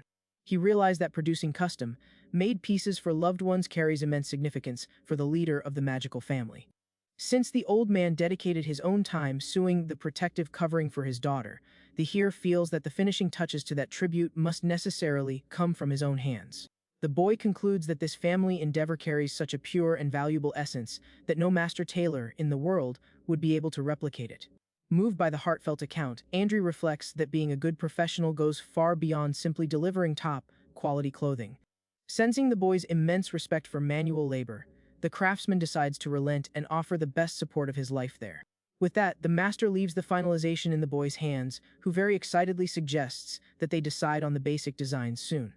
Already seated professionally in the chair, Andrew exudes complete confidence, assuring everyone that he has a brilliant idea in mind for the occasion. Displaying the meticulous sketches, he suggests a very imposing design for the grandfather and something much more youthful and refined for the prodigy wizard to wear. Encouraged by the immediate approval of the ideas, the master asks what would be the perfect style for the protagonist himself to wear to the event. The boy decides to focus first on his relative's clothes and accepts the craftsman's suggestion that they begin by practicing making a basic tie.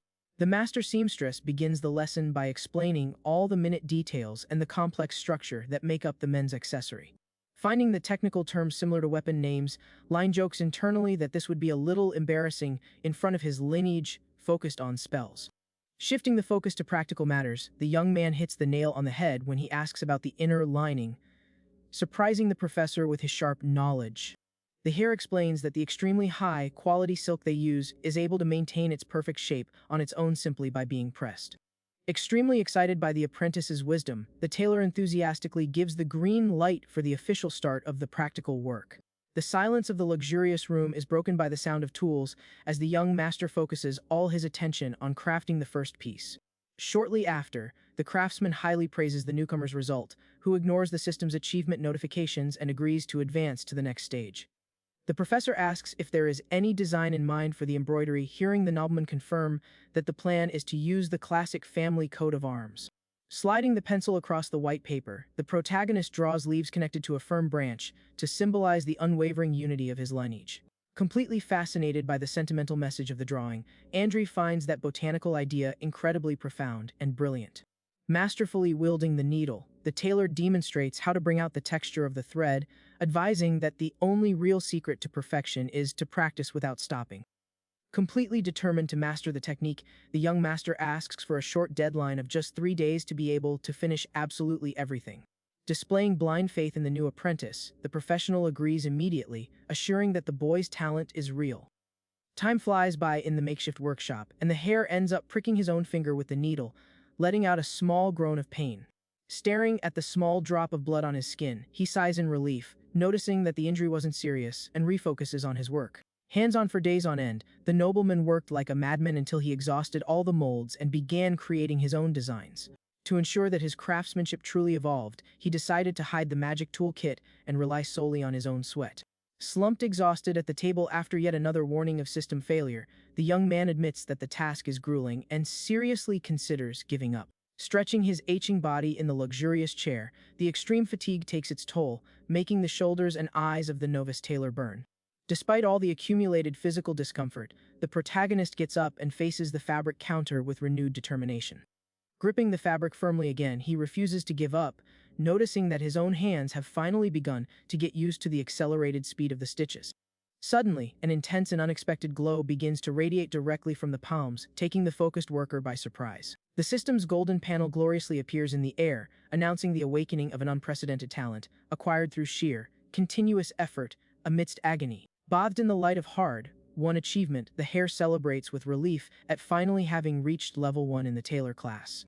With the new skill activated, the needle's speed increases frighteningly, cutting through the fabric as its evolution continues to rise relentlessly. By sliding the hot iron over the finished material to press the piece, the boy reaches level 3 of proficiency in the blink of an eye. Analyzing recent success, Leon notices a very clear pattern and concludes that there is a specific secret to awakening any creative talent. Holding the beautifully embroidered sheet, he understands that the main strength comes from how much he desires or needs that item in life.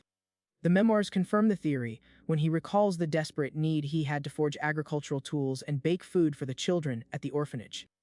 Although she had become good at sewing through sheer hard practice, her special skill only truly activated when the protective intention for her family reached its full strength in her heart. Driven by this mental clarity, the young master picks up the magic repair kit, certain that he is finally ready for the real challenge. The mystical tools float through the air on their own, working automatically on the fabric while he gives thanks for having trained in the race before resorting to ease. The effort is rewarded instantly with the impeccable creation of a brilliant two-star tie focused purely on the wearer's elegance. Vibrating with joy in the middle of the room, the boy celebrates activating the craft touch and eagerly prepares to apply the final embroidery to the plain fabric.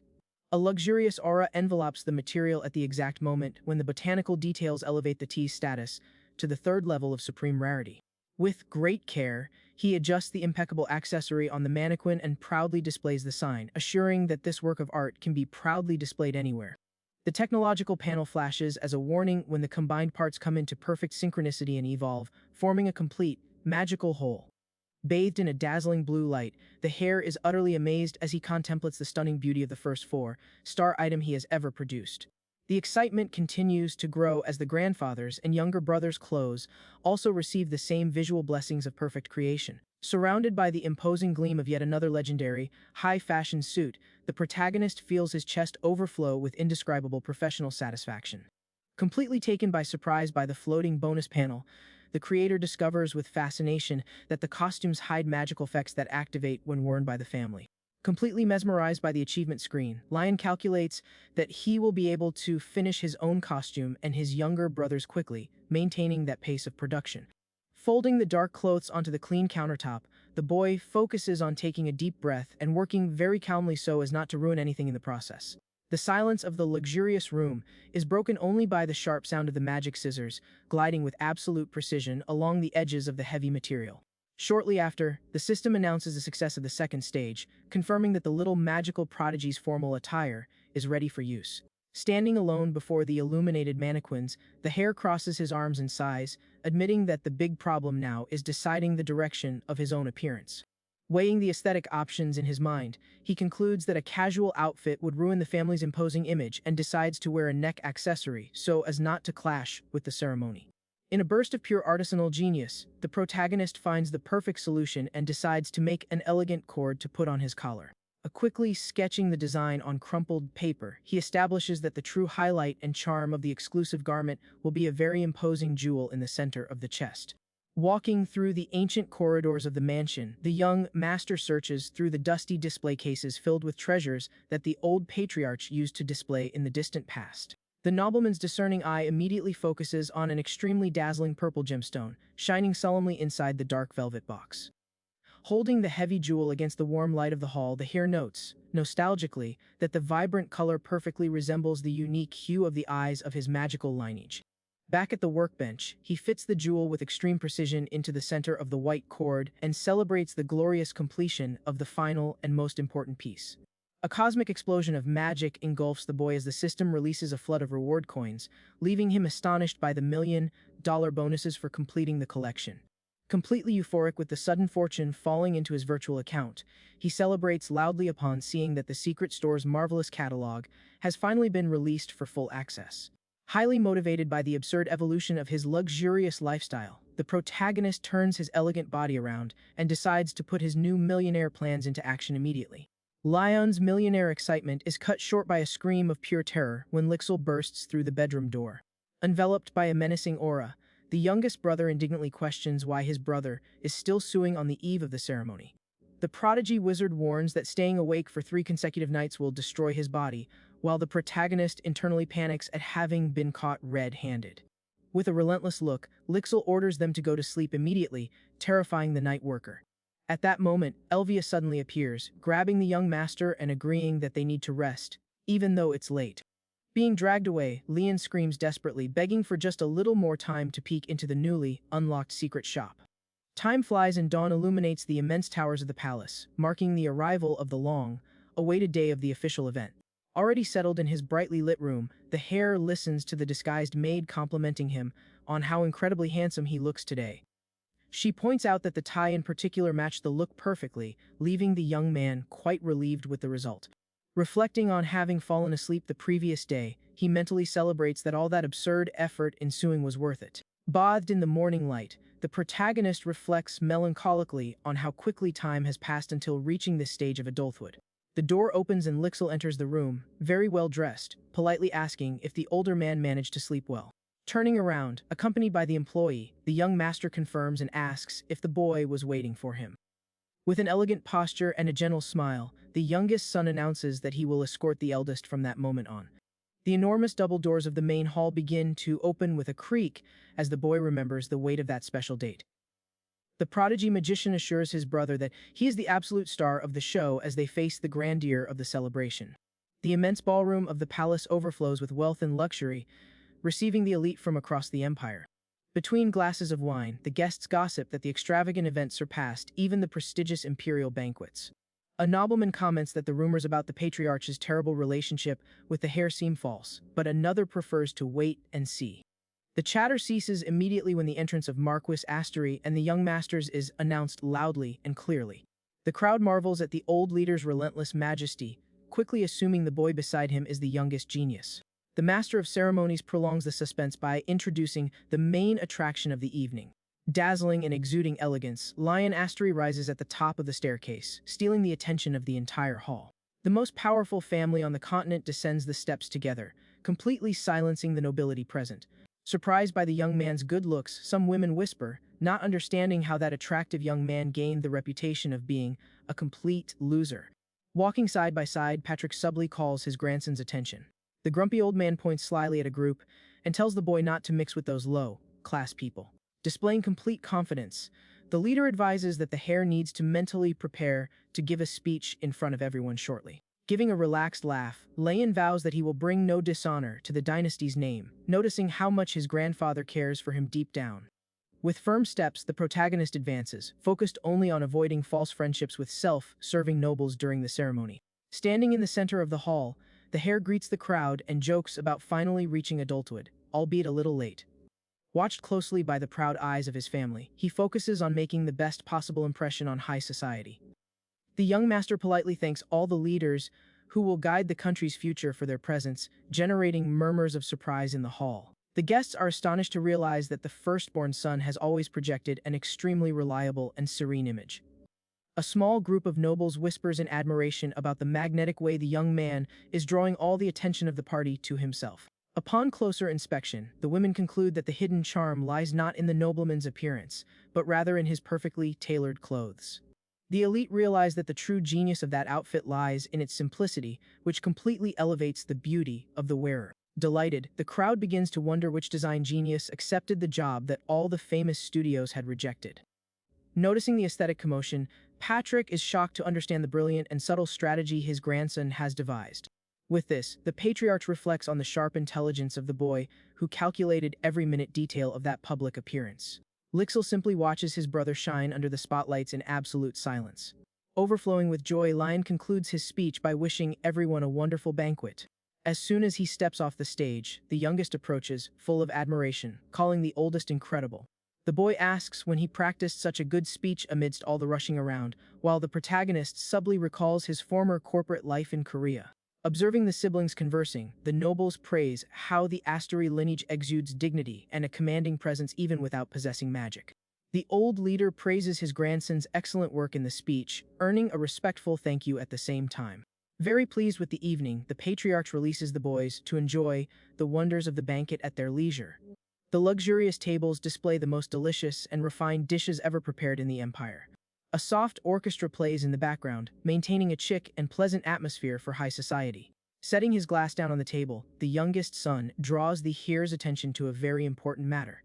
Seated for a leisurely dinner, Lixil asks if his eldest son has already chosen what he will take to the labyrinth rite. The young wizard explains that the rewards given by the place change drastically depending on the item the person carries inside. He details that books generate profound knowledge, while staves reward with strong offensive spells. Since his brother has no mana, the boy confesses that the results are an absolute and unpredictable mystery to him. Swirls the drink in his glass and calmly reveals that he intends to enter holding the potion he himself brewed. Justifying his unusual choice, the boy admits that he does not yet possess any decent level of magical aptitude to wield weapons. Aware of his own limitations, he decides to bet everything on his greatest alchemical success to date.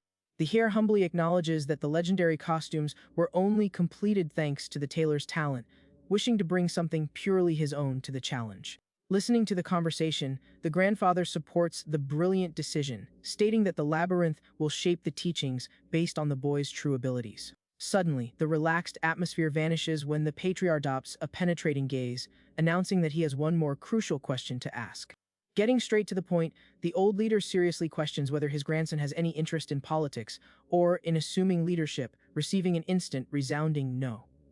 Astonished by the quick response, the patriarch listens as the sweating young man insists that he wants absolutely nothing to do with leadership. The protagonist finishes his speech by revealing that he was always absolutely certain that the youngest genius would be the next leader, leaving the boy in shock. Facing the peaceful resolution, the grandfather simply turns his face away and calls the blonde wizard's attention very seriously. The veteran demands that Lixil protect his older brother with his own life, making the boy swear immediate devotion to the honor of the family. With the agreement sealed on the table, the leader declares the matter closed, leaving the two young men completely lost and confused by how quickly things happened. Swirling the red wine in his glass, Patrick chuckled inwardly at having resolved the dreaded lineage succession dispute so easily and fraternally. The man feels an overwhelming urge to rub this piece in the face of the entire world, reminding them of the political threats surrounding their dynasty. His expression quickly hardens as he assesses the dangerous pieces in the continent's power game. As the imperial family itself is still mired in internal power struggles, the old man concludes that they do not represent an immediate threat. Maintaining his imposing posture, he analyzes that the true monster to be feared at the moment is the ruthless house of Videntis. Famous for their brutality, this bizarre family performed a succession rite where a single girl defeated all her relatives and assumed absolute control. Putting the dangers aside, the patriarch looks fondly at Leon and tells him to enjoy life, doing only what his heart desires. Displaying a sharp wit, the boy asks what would happen if he caused gigantic problems, gaining his grandfather's full permission to make a mess. With his eyes gleaming bright red, the old man threatens to put an end to anyone who dares to hurt his grandson, terrifying the boy who fears becoming a victim of his own grandfather's fury before suffering any accident. With his grandfather's protective promise still fresh in his mind, the young master decides that from now on he will only take care of himself peacefully and quietly. Satisfied with this relaxing conclusion, he murmurs a confirmation to himself as he continues to settle into his chair. Drawing the attention of the family at the lavish table, the hare cheerfully suggests that they finish their evening meal quickly. Already standing and walking through the immense ballroom, the protagonist holds his glass of wine, observing the bustling activity of high society. Observing everything from afar, he notices that the old patriarch and his younger brother are facing a real social ordeal conversing with so many guests at once. The boy sighs, acknowledging that dealing with all that pretentious nobility must definitely not be an easy task for them. Amidst the noisy crowd, Patrick and Lixel listen to the guests, maintaining their impeccable posture and the superiority of their magical lineage. At this point, the firstborn takes a few slow steps backward, moving away from the main table in a very discreet manner. He murmurs to himself that he cannot simply stand still, remembering that he also has his own commercial role to fulfill. With a shrewd glint in his eye, the boy demonstrates that he is perfectly ready to put his marketing plan into practice. The opportunity arises the moment a very elegant lady approaches, politely greeting the nobleman. The woman confesses to having been curious for quite some time and politely asks to know who the genius was responsible for designing those marvelous clothes of his. Overflowing with charm, Lion inwardly celebrates having snagged his first client and assures everyone that he will be very happy to reveal the big secret. Hearing the casual conversation, a blonde nobleman approaches hurriedly, asking for the hare's attention as well. Quickly, the young man realizes that more guests are gathering around them, demanding to know the origin of the family's unique attire. Surrounded by dozens of curious guests, the hare is completely surprised to have attracted far more people than he had anticipated.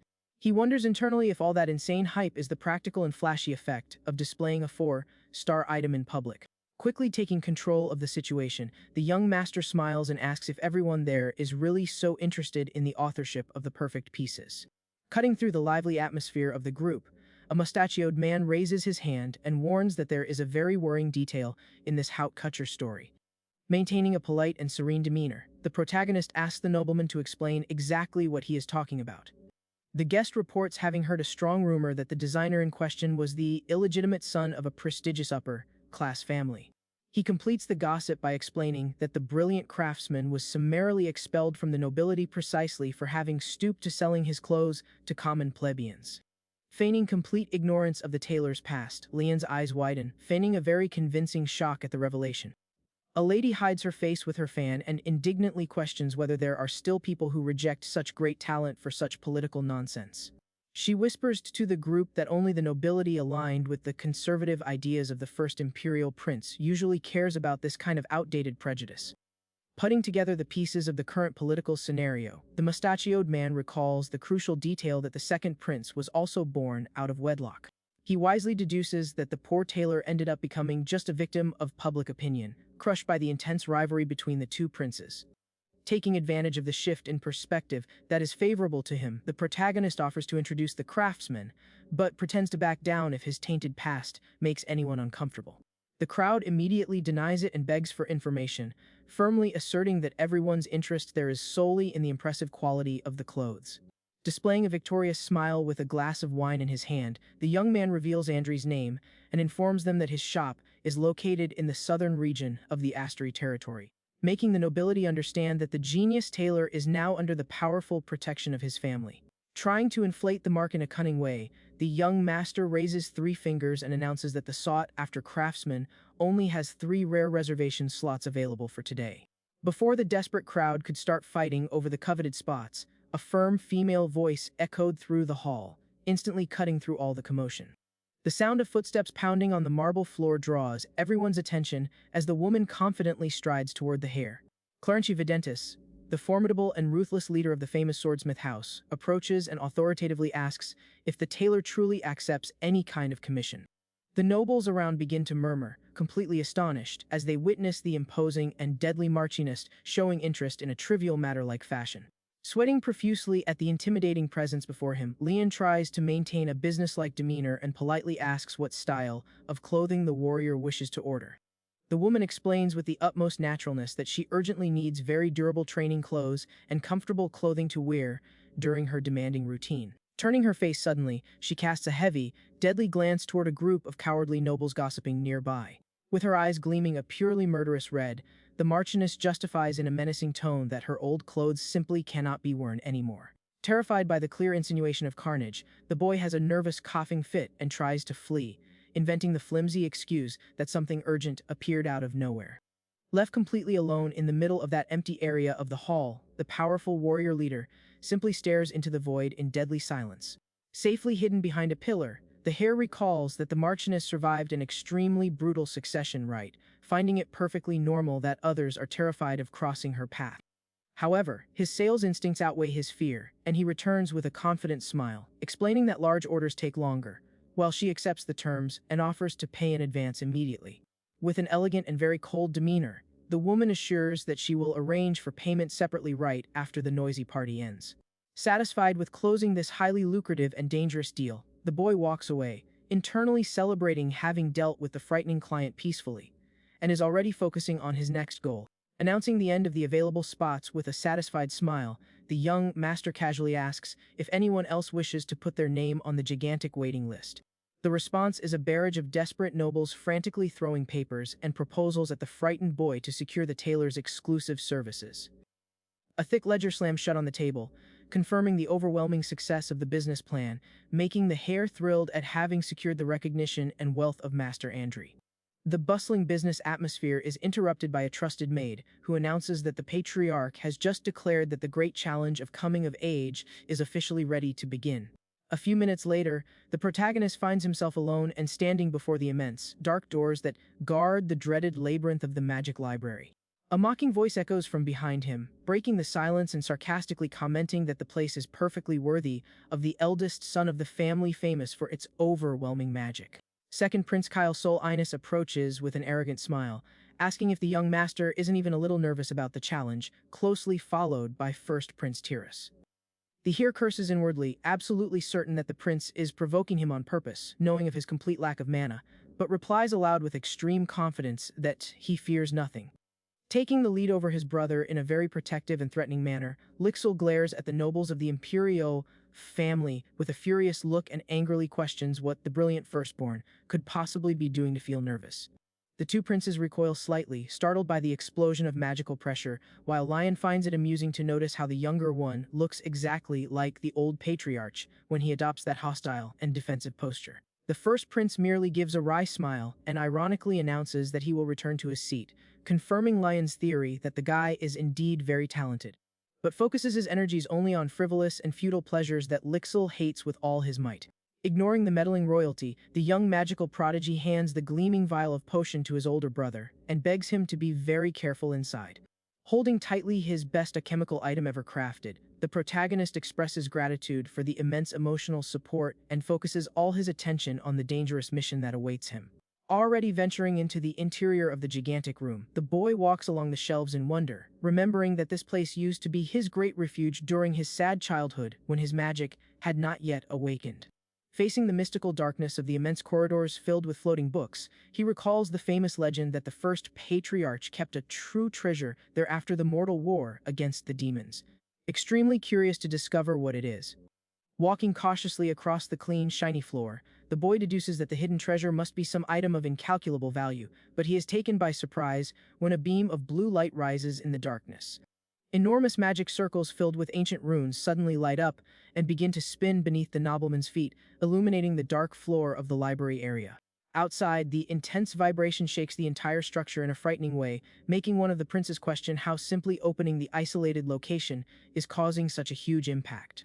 The pair of immense doors is finally forced open, and a whirlwind of mystical energy surges forth with full force through the crack, illuminating the palace's main corridor. Amidst the challenging scenario, the young master turns his face away in complete astonishment when he notices the true and overwhelming magnitude of the ancient power that has just awakened in the place. Without any chance to defend himself from the absurd impact, the heir's body is swallowed and hurled high into the air by a furious vortex of blue magic that drags him into the darkness. Legend has it that this mysterious labyrinth possesses an unquestionable will of its own, revealing its secrets peacefully or becoming an inescapable prison should the intruder demonstrate pure and dangerous greed. Absolute panic takes hold among the suited nobility as the large stained glass windows crack, causing the guests to run from one side to the other terrified, without understanding the cause of all that sudden chaos. Spinning uncontrollably in the air amidst the violent energy hurricane, the protagonist tries to somehow maintain his balance and screams, questioning whether the library has always opened in such an insane and destructive way. The magical flash floods the boy's frightened vision in a pure white glow, completely obscuring the dark corridors in a colossal explosion of raw power. Completely adrift and upside down, Lion falls into an endless abyss of profound darkness that surrounds him on all sides with bright sparks of pure mana. In the midst of the confusion in the hall, Lixil screams for help to his grandfather while the old patriarch extends his hand in helpless shock, leaving the heir anguished with his own fate hanging in the silent void. The system's technological panel emerges, illuminating the magical darkness to confirm the conquest of the labyrinth of books and the absurd gain of unrestricted reading authorization, along with a brutal increase in intelligence and maximum mana attributes. A majestic golden notification shines intensely in the air of the dimension, announcing the perfectly completed formation of a circle of mana of the highest purity within the boy's body. As the palace trembles and deadly chandeliers plummet uncontrollably upon the fleeing nobility, the patriarch conjures a colossal and perfect golden magic barrier, saving everyone from being crushed and firmly ordering the immediate evacuation of the collapsing hall. Chaos takes over the hall after the labyrinth awakens. Amidst the destruction, one of the nobles desperately asks Lixil to conjure a protection spell and ensure the safety of everyone present. As the dust slowly settled, the prodigy wizard assessed the situation around him and sighed with relief, realizing that thankfully all the guests had managed to escape unharmed from that sudden disaster. Regaining control of the situation, the patriarch approaches and orders his youngest son to send healers to care for the wounded and immediately prepare a resting area to shelter the remaining nobility. Taken by surprise by the order, the boy stammers, not understanding. At that moment, the old leader announces that he will stay behind and protect the entrance to the labyrinth alone, leaving the rest of the organization in the hands of his grandson. Desperate with the risky decision, Lixil tries to protest, warning that the place is too unstable. He offers to stay and help with the guard, but receives a curt and unquestioning refusal from his grandfather. Maintaining his usual ruthless stance, Patrick reminds the boy that he needs to fulfill his duty as the future leader of the family, leaving the young wizard completely paralyzed by this heavy responsibility. A guest approaches, alerting the patriarch to the unknown danger of the continuous tremor. Displaying arrogant mockery, the leader laughs, questioning if they really think something like that could threaten him, ironically dismissing the elite's concern. Losing patience with the hesitation, the old man raises his voice and orders the youngest son to leave immediately. The boy remains standing in the same place, consumed by the uncertainty of the situation. Giving in to the pressure, the boy agrees and tries to convince himself that his older brother will be fine inside. He calls on the nobles to come out at once, receiving immediate support from one of them. As he walked away down the ruined corridor, the prodigy cast one last worried glance back. With a heavy heart, he murmured the name of his firstborn, fearing the worst. Lixil's group finally leaves the danger zone, hurrying over the ruins of the palace, as dust continues to rise through the ruined, luxurious surroundings. Left completely alone in the crumbling hall, the patriarch assesses the absurd instability of the labyrinth and mentally admits that he could not bear to lose his youngest son if he too were sucked into that furious magic. The old man's solitude is broken by the sound of firm footsteps echoing on the broken stones. An unwavering female voice asks how he can remain standing there, even in the face of such a large emergency. The family leader immediately recognizes the imposing presence of the Marchioness Videntis. Maintaining her usual composure, the warrior questions why Patrick ignored the evacuation order and stayed behind. Observing the woman's composure in the face of the disaster that swallowed her hair, the old man notices a very curious detail and comments that the warrior sounds incredibly certain that the boy is still alive inside. The warrior coldly faces the leader, making it clear that the boy's survival is merely the obvious outcome of the situation. The old man narrows his eyes, trying to read the true intentions of the ruthless leader. Breaking the tension of the moment, the Marchioness surprises the veteran by offering her personal assistance in dealing with the disaster. Patrick's eyes widen, completely astonished by this help coming from his greatest political rival. Highly suspicious, the patriarch questions the reason for that attitude, reminding her that the ruin of the heir would be a gigantic benefit to her lineage. The woman merely looks away, searching for a quick justification. With complete nonchalance, she explains that she just ordered new clothes with the boy in the middle of the party, exuding authority. The warrior states that she hates when her personal plans are ruined by unforeseen circumstances. Turning her back with a very elegant posture, the Marchioness announces that she will remain on standby nearby should they need reinforcements to contain the structural damage. The old leader merely watches the woman walk away through the ruined hall, while the disguised maid approaches silently from the back, already emanating her unmistakable purple magical aura. Assessing his rival's attitude, Patrick comments, impressed, on the warrior's incredibly sharp perception, receiving immediate agreement from the loyal employee by his side. Shifting the focus to the main problem, the leader gives Elvia the direct order to erect a containment barrier around the entire labyrinth. The disguised witch obeys the command without hesitation. The sorceress's hand rises rapidly, channeling a dense dark energy. The magical power expands quickly, creating an impenetrable purple dome around the collapsed entrance. Enveloped by the barrier's mana currents, the Patriarch decrees that absolutely no information about the labyrinth's critical state may leak to the outside world under any circumstances.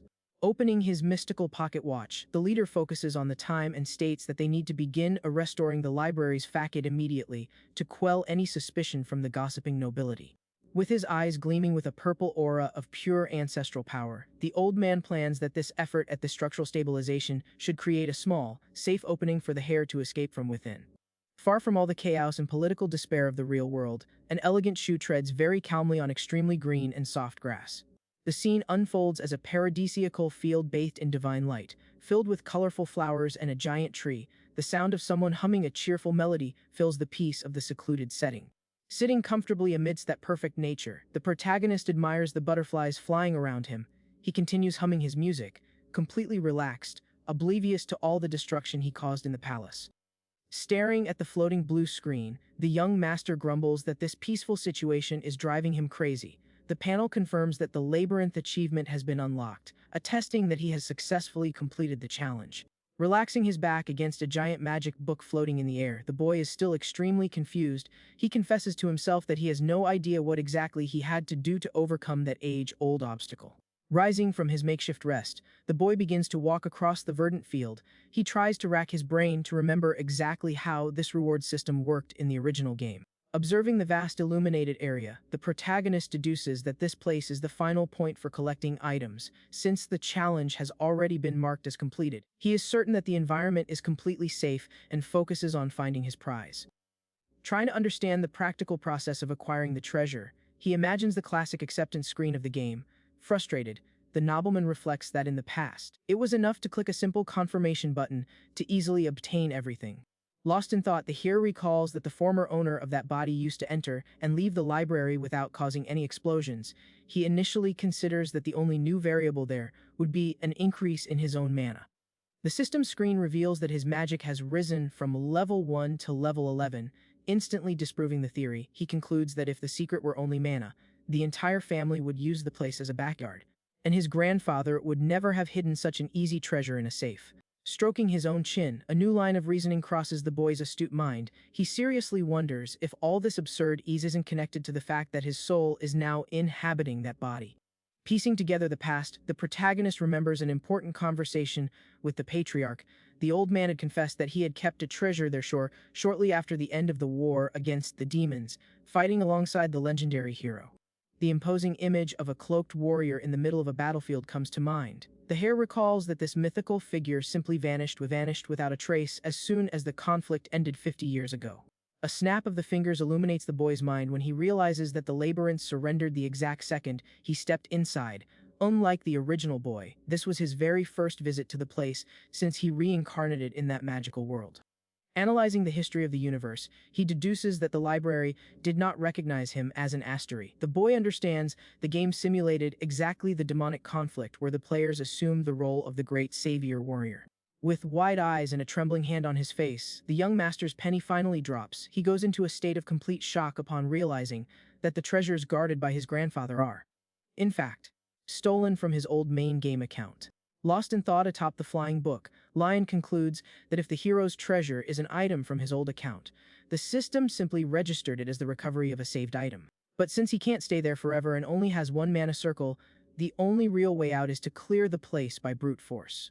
Walking through the dark ruins, the boy rejoices that the accessory will perfectly conceal his abilities from his family, considering his coming-of-age event an absolute success for having earned him a treasure-class artifact.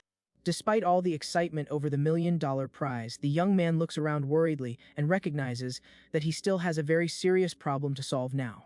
Observing the chaotic and completely overturned scene of the Great Library, he grumbles in annoyance that he remains trapped in the middle of the dreaded labyrinth. Placing his hand on a magic book resting on a stone pedestal, the hare ponders whether he should begin to walk through the destroyed environment in search of a safe way out. Several red alerts indicating denied access pop up, blocking his touch and informing him that the library can only be modified with the current master's permission, leaving the young man shocked to read in the system that he himself has assumed leadership of the place.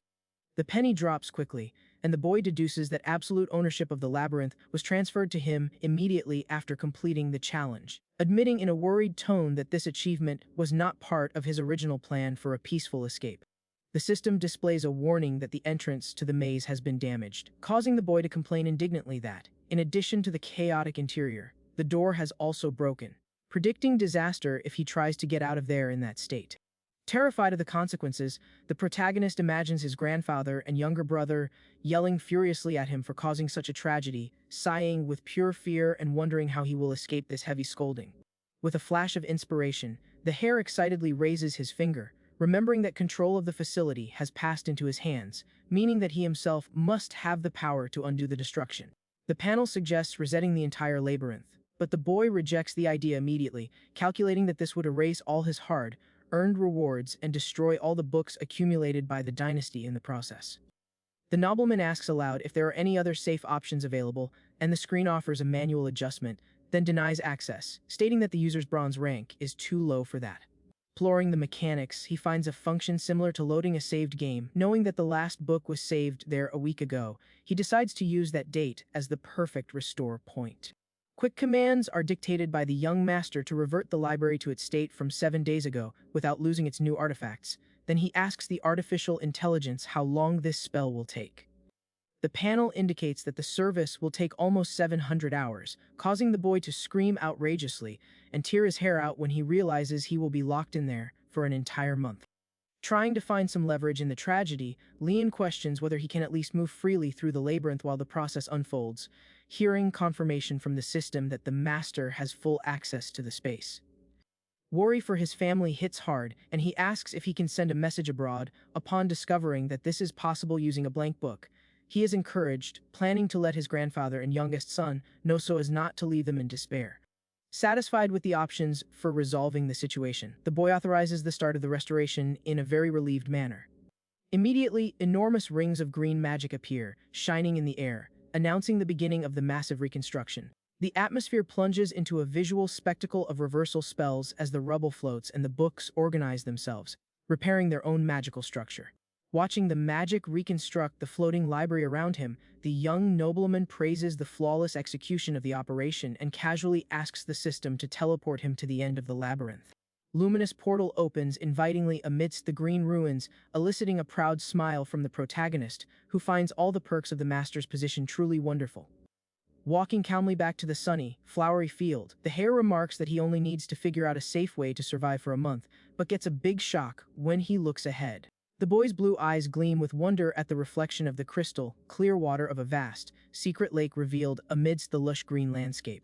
Bursting with excitement at the refreshing discovery, the young master runs towards the water, taking off his formal coat along the way. Standing right on the edge of the giant dam, the protagonist marvels that such a large ecosystem exists within the labyrinth, feeling relieved not to perceive any dangerous threats in the area. The technological window appears, informing that the lake is home to decapod crustaceans and bilateral aquatic animals, prompting the boy, with a bead of sweat on his face, to ask the system to use easier, to understand vocabulary. The explanation is simplified, confirming the abundant presence of edible fish and a single animal of supreme rarity. Reading about the daily fishing, the boy lets out an exclamation of surprise. The panel unlocks the fishing activity, thanks to the authority of the local master, the young nobleman laments not having any appropriate equipment with him at the moment, until an idea flashes into his mind. A short time later, a classic red buoy floats peacefully on the blue surface of the lake, accompanied by a cheerful hum coming from the shore. Settled in a chick camping chair and holding his new fishing rod, Lion rejoices that the secret coin shop offered such wonderful items, even while complaining about the fortune he spent on the set. Assessing a small net full of common fish caught, the boy confesses that deep down he was even prepared to eat the artificial lures if he got really hungry in there. Enjoying the coolness of the water lapping at his rested feet, he relaxes in the chair under the pleasant sun, assuring himself that death by starvation is no longer a risk. The peaceful atmosphere is violently broken when the red buoy sinks brutally into the water, causing a loud crash and taking the fisherman by surprise. With a sharp reflex, the protagonist pulls the rod with all his might and shouts in amazement that the pressure of that bite is infinitely heavier than that of the other catches.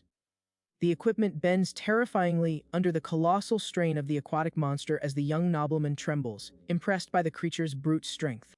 Holding on tight to avoid being pulled into the water, the boy stares at the line stretched to the limit of its resistance and concludes euphorically, this monstrous fight is definitely not with an ordinary fish. Putting all his physical effort into retrieving the line without breaking it, the young nobleman shouts to himself to remain calm and move slowly. With the tension reaching its absolute limit, the aquatic animal's head finally tears the surface of the water, accompanied by an explosion of droplets. A colossal and majestic purple carp is launched into the air, victorious. The system's notification crowns the grandeur of the moment, confirming that the fisherman has caught the legendary 3-star labyrinth carp.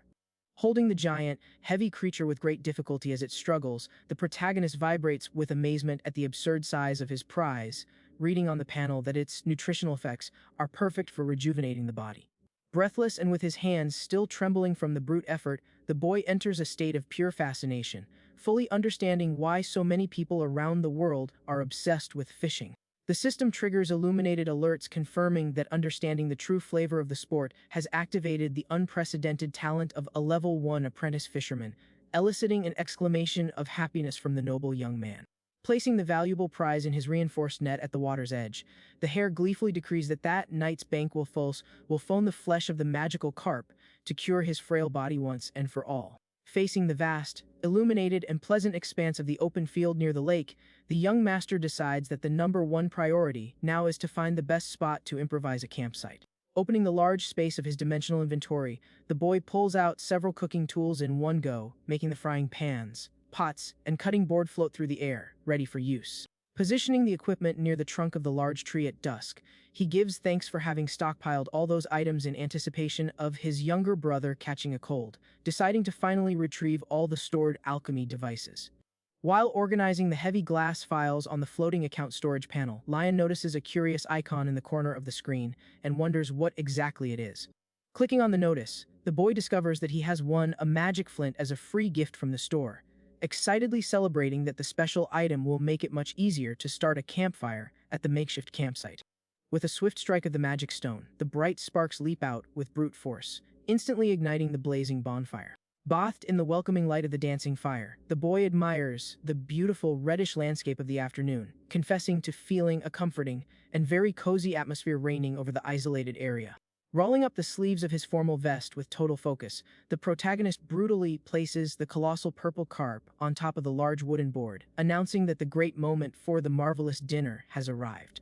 Preparing the fish with a sharp knife, the young master reflects that eating outdoors has a very special charm. The floating panel advises that roasting the offal in a rustic style is the best option. Lion fully agrees with this basic culinary recommendation. Holding the animal's remains with considerable curiosity, the boy stares at the screen, wondering if he could use it as a good ingredient for alchemy. Without a second thought, he throws the reddish meat directly into his dark cauldron to test the theory. The water boils automatically as soon as the material touches the bottom. Very pleased with the practicality, the boy finds this automatic magic extremely convenient. Several colorful skewers of fish and vegetables rest on the table. Arranging food in this way seems very fascinating to the novice cook. Displaying one of his cute creations in the air, he wonders if it's just his imagination or if any meal really does taste much better when stuck on a stick. Focused on careful preparation, the protagonist notes that the fish's head must always point downwards so that the fat drains perfectly in the heat of the fire. He calculates that the natural juices will be trapped in the thick body, ensuring a very crispy exterior and incredibly moist interior. The campfire crackles loudly, warming the various skewers stuck in the ground around it. The campsite now has a sensational atmosphere of authentic rustic cuisine. While the food slowly roasts under the orange light, the hare looks away, considering whether he should soon prepare his place to rest for the night. Looking at the uneven, rocky grass, he grumbles that setting up a decent bed there seems a bit too much work. Throwing a thick blanket onto the ground with a practical movement, the young man understands that he needs to make a little effort to enjoy the romance of that wildlife. Sitting on his makeshift bed under the pleasant shade of the tree, the boy admits that the comfort of the secluded spot isn't bad at all. Resting his chin on his hand in a relaxed manner, he quickly realizes that the cooking time for his banquet has reached the exact point. The protagonist's hand reaches out to the heat of the fire to remove the first prepared skewer from the ground. With the goldfish close to his face, the boy sighs, marveling at the irresistible aroma of his own survival recipe. The system rates the rustic meal with a quality star, indicating the maximum flavor achieved through gentle grilling. Reading the technical warnings, Lion discovers with shock that the valuable dish cannot be taken out of the labyrinth under any circumstances. Setting aside the strict rules for a moment, he thanks them for the wonderful food and takes a generous bite of the piping hot meat. The intense flavor completely satisfies the palate of the nobleman. The toasted crust is reminiscent of frying, blending perfectly with the incredibly tender texture of the fish's belly. The bones detach themselves extremely easily from the white flesh, while the strong, characteristic aroma of grilling only increases your animal hunger even more. Moved to tears by such perfect succulence, the young master confesses that the dish makes him want to eat it accompanied by rice and traditional kimchi. In a sudden rush to eat everything, he delights in the absence of thin, flat spines and strongly wishes that everyone could taste this same aquatic marvel. The panel suddenly flashes a warning light confirming that the user's maximum mana limit has just increased slightly. Jumping from his chair in a huge fright, the hare drops the skewer on the grass, unable to believe what he has just read. With his gaze fixed on his own gleaming hands, the protagonist realizes in astonishment that his magical reserve has actually grown simply by eating a single meal. The penny finally drops, and he understands that the ambitious wizards would drain that lake in the blink of an eye if they discovered the secret. At that point, the boy immediately wonders if the same enlargement effect would work on his younger brother. Resuming his culinary work in the boiling cauldron, the boy promises that he will surely save a special portion to feed the family's little prodigy later. Anxious about the mysterious result of the improvised alchemy, Leon peers intently into the bottom of the dark pot. A purely shimmering sphere floats in the air, revealing itself to be the pure essence of a carp. Continuous consumption of this rarity permanently increases the user's magic recovery rate. Fascinated by the luminous jewel reflecting on his face, the hare is thrilled to have created his very first item of skilled classification, betting high on the incredible effects of the piece. Without a second thought about the danger, he swallows the entire magic sphere, very excited by the sudden increase in power. Observing the alchemical circle glowing on the old parchment, the boy explains that he barely had time to focus on this skill because of all the recent mess at the mansion. Having spent the last few days tirelessly scouring the area, he boasts of having amassed a gigantic variety of rare herbs in his endless inventory. Walking peacefully through the woods at the end of the afternoon, the protagonist assesses that the labyrinth has abundant ingredients, overflowing mana, and absolutely no annoying external interruptions. Consumed by pure ambition, the boy concludes that this isolated place is technically a hunting ground and a place for power development, focused exclusively on his growth. The stunning landscape, bathed in orange light, stretches out in all directions, revealing the unreal size of the family's secret paradise. Driven by greed and rubbing his hands together quickly, the young master realizes that the absurd potential for collection at the end of the labyrinth surpasses all his initial expectations. Focused on enjoying the little things first, he decides that before anything else he needs to finish eating his delicious fish roasted over the campfire. Many days of pure survival and continuous exploration pass in the unwavering and silent peace of that magical, green dimension. The heavy net dripping with water reveals the capture of a giant freshwater crustacean. Lion is quite impressed to have caught 3 of these enormous creatures in a single day's work. With his bare feet submerged in the crystal clear water, the hare carries his grand prize, feeling deep in his soul that luck is entirely on his side today. While storing the fresh lobsters in the dimensional space, the boy remembers the leftover wheat flour he had saved and considers preparing a nice boiling soup to vary his usual menu. During the relaxing walk through the soft grass of the clear field, the young nobleman mutters softly, admitting that he is becoming dangerously accustomed to all that wild and peaceful life. His morning routine now consists of pulling in the fishing traps left the previous day and calmly checking the growth of the crops near the dense forest. Observing the thick sprouts in the dark earth, he notes with considerable relief that his valuable banana sweet potatoes are growing in purely perfect conditions. Crouching near the soft earth, Lion surveys the garden and decides that today he will focus on gathering some different kind of resource to diversify his food supply. The technological system immediately catalogs the valuable harvest of spicy fruits and super nutritious royal mushrooms, typical of that region. A bright plant with numerous thin leaves and yellow details is recorded on the panel as the very rare crown of the labyrinth daisy. Holding the light-colored flowers in his dirty hands, the protagonist praises the delicate beauty of the unprecedented species while the panel displays an absurd commercial value of 300 shillings. While reading the detailed description of the item without paying much attention to the fixed price, the boy innocently comments that the branches would look great for decorating the rustic campsite area.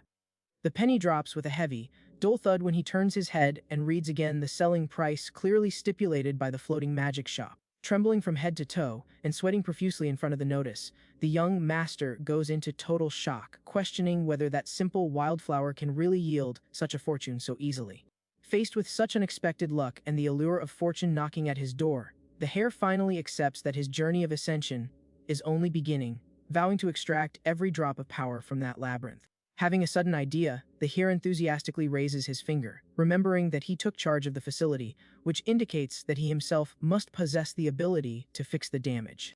The system suggests restarting the entire maze, but the young man immediately dismisses the suggestion, believing that this would eliminate all the rewards he has earned and ruin the books his family has collected in the process. The nobleman asks aloud if there is any other safe alternative, and the interface presents a manual configuration, but soon denies permission by warning that the user's bronze rank is not sufficient for this. Exploring the options, he finds a tool similar to loading a saved game, aware that the last game was saved there a week ago. He chooses that date as the ideal time for the restoration.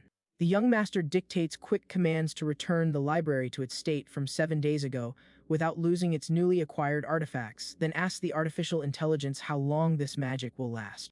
The interface indicates that the process will take almost 700 hours, which makes the boy scream scandalously and pull his hair when he realizes he will remain trapped in the place for an entire month. Looking for a silver lining in the disaster, Lion asks if he is allowed to at least move freely through the labyrinth during the operation, and hears confirmation from the system that the master has free passage in the space. Anxiety about his family hits hard, and he wonders if he can send a message abroad. Realizing he can do so using a blank book, he is encouraged by the plan to let his grandfather and younger brother know so they won't worry. Pleased with the alternatives for dealing with the problem, the boy allows the restoration to begin, feeling quite relieved. Immediately, gigantic rings of green magic appear, shining in the air, marking the beginning of the intense reconstruction. The place is taken over by a visual spectacle of reversal magic, with debris floating and books rearranging themselves as they repair their own magical composition. Watching the magic reassemble the floating library around him, the young nobleman praises the flawless progress of the task and casually requests that the system teleport him to the labyrinth's exit. Illuminated, an inviting portal emerges from the greenish ruins, bringing a smile of pride to the protagonist's face, who considers all the advantages of being the master truly fantastic. Walking calmly back to the flowery field under the sun, the hero mentions that he only needs to find a safe way to stay alive for a month. However, he gets a tremendous shock when he looks ahead. The boy's blue eyes gleam with wonder at the reflection of the crystal, clear waters of a gigantic hidden lake that reveals itself in the center of the green landscape. Showing extreme excitement at the refreshing new discovery, the young master runs towards the water, taking off his formal coat along the way. Standing right on the edge of the enormous dam, the protagonist marvels at the existence of an ecosystem of that size within the labyrinth, feeling relieved not to notice any danger in the environment. The technological interface appears, reporting that the lake contains decapod crustaceans and bilateral aquatic creatures, which leads the boy, sweating slightly, to request that the system use simpler words. The description is simplified, attesting to the abundant quantity of fish suitable for consumption and a single creature of extreme rarity. Upon reading about the daily fishing, the boy lets out a cry of surprise. The screen allows fishing due to the master's authority in the environment. The young nobleman laments the lack of adequate equipment at that moment, until an idea comes to his mind.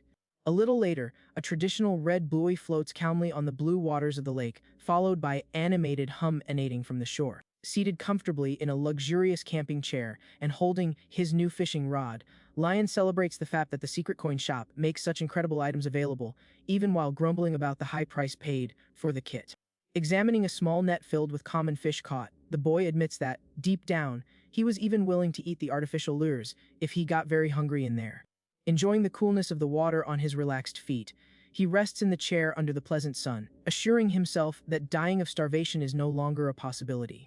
The tranquil atmosphere is abruptly interrupted when the red boy sinks violently into the water, making a loud noise and surprising the fisherman. With a quick reflex, the protagonist pulls the rod with all his energy and yells in amazement that the force of that catch is absurdly greater than in previous fishing trips. The material bends in a terrifying way under the immense pressure of the aquatic monster, while the young nobleman celebrates, amazed by the animal's extreme strength. Holding firm, so as not to be dragged to the bottom, the boy looks at the line stretched to its limit and concludes, full of euphoria, that this monstrous fight is certainly not against an ordinary fish. Using all the strength of his arms to pull the line without breaking it, the young nobleman shouts to himself to stay calm and perform the movement slowly. With the tension reaching its peak, the aquatic creature's head finally breaks the surface, followed by an explosion of water. A gigantic and imposing purple carp is thrown into the air as a sign of victory. The system notification extols the magnitude of the occasion, confirming that the fisherman caught the legendary 3-star carp from the labyrinth. Holding the immense and heavy animal with considerable difficulty as it struggles, the protagonist celebrates, impressed by the surreal scale of his reward, reading on the interface that its nutritional properties are ideal for rejuvenating the body. With his breath ragged and his hands trembling from the brute force used, the boy is completely fascinated, perfectly understanding why so many people around the world are fanatical about fishing. The system emits light notifications stating that understanding the true essence of the sport has awakened the unprecedented talent of a fisherman at the first apprentice level, eliciting a cry of joy from the young nobleman. Settling the valuable reward in his sturdy net on the shore, the hare gleefully decides that that night's dinner will focus on the flesh of the magical carp to definitively cure his weak body.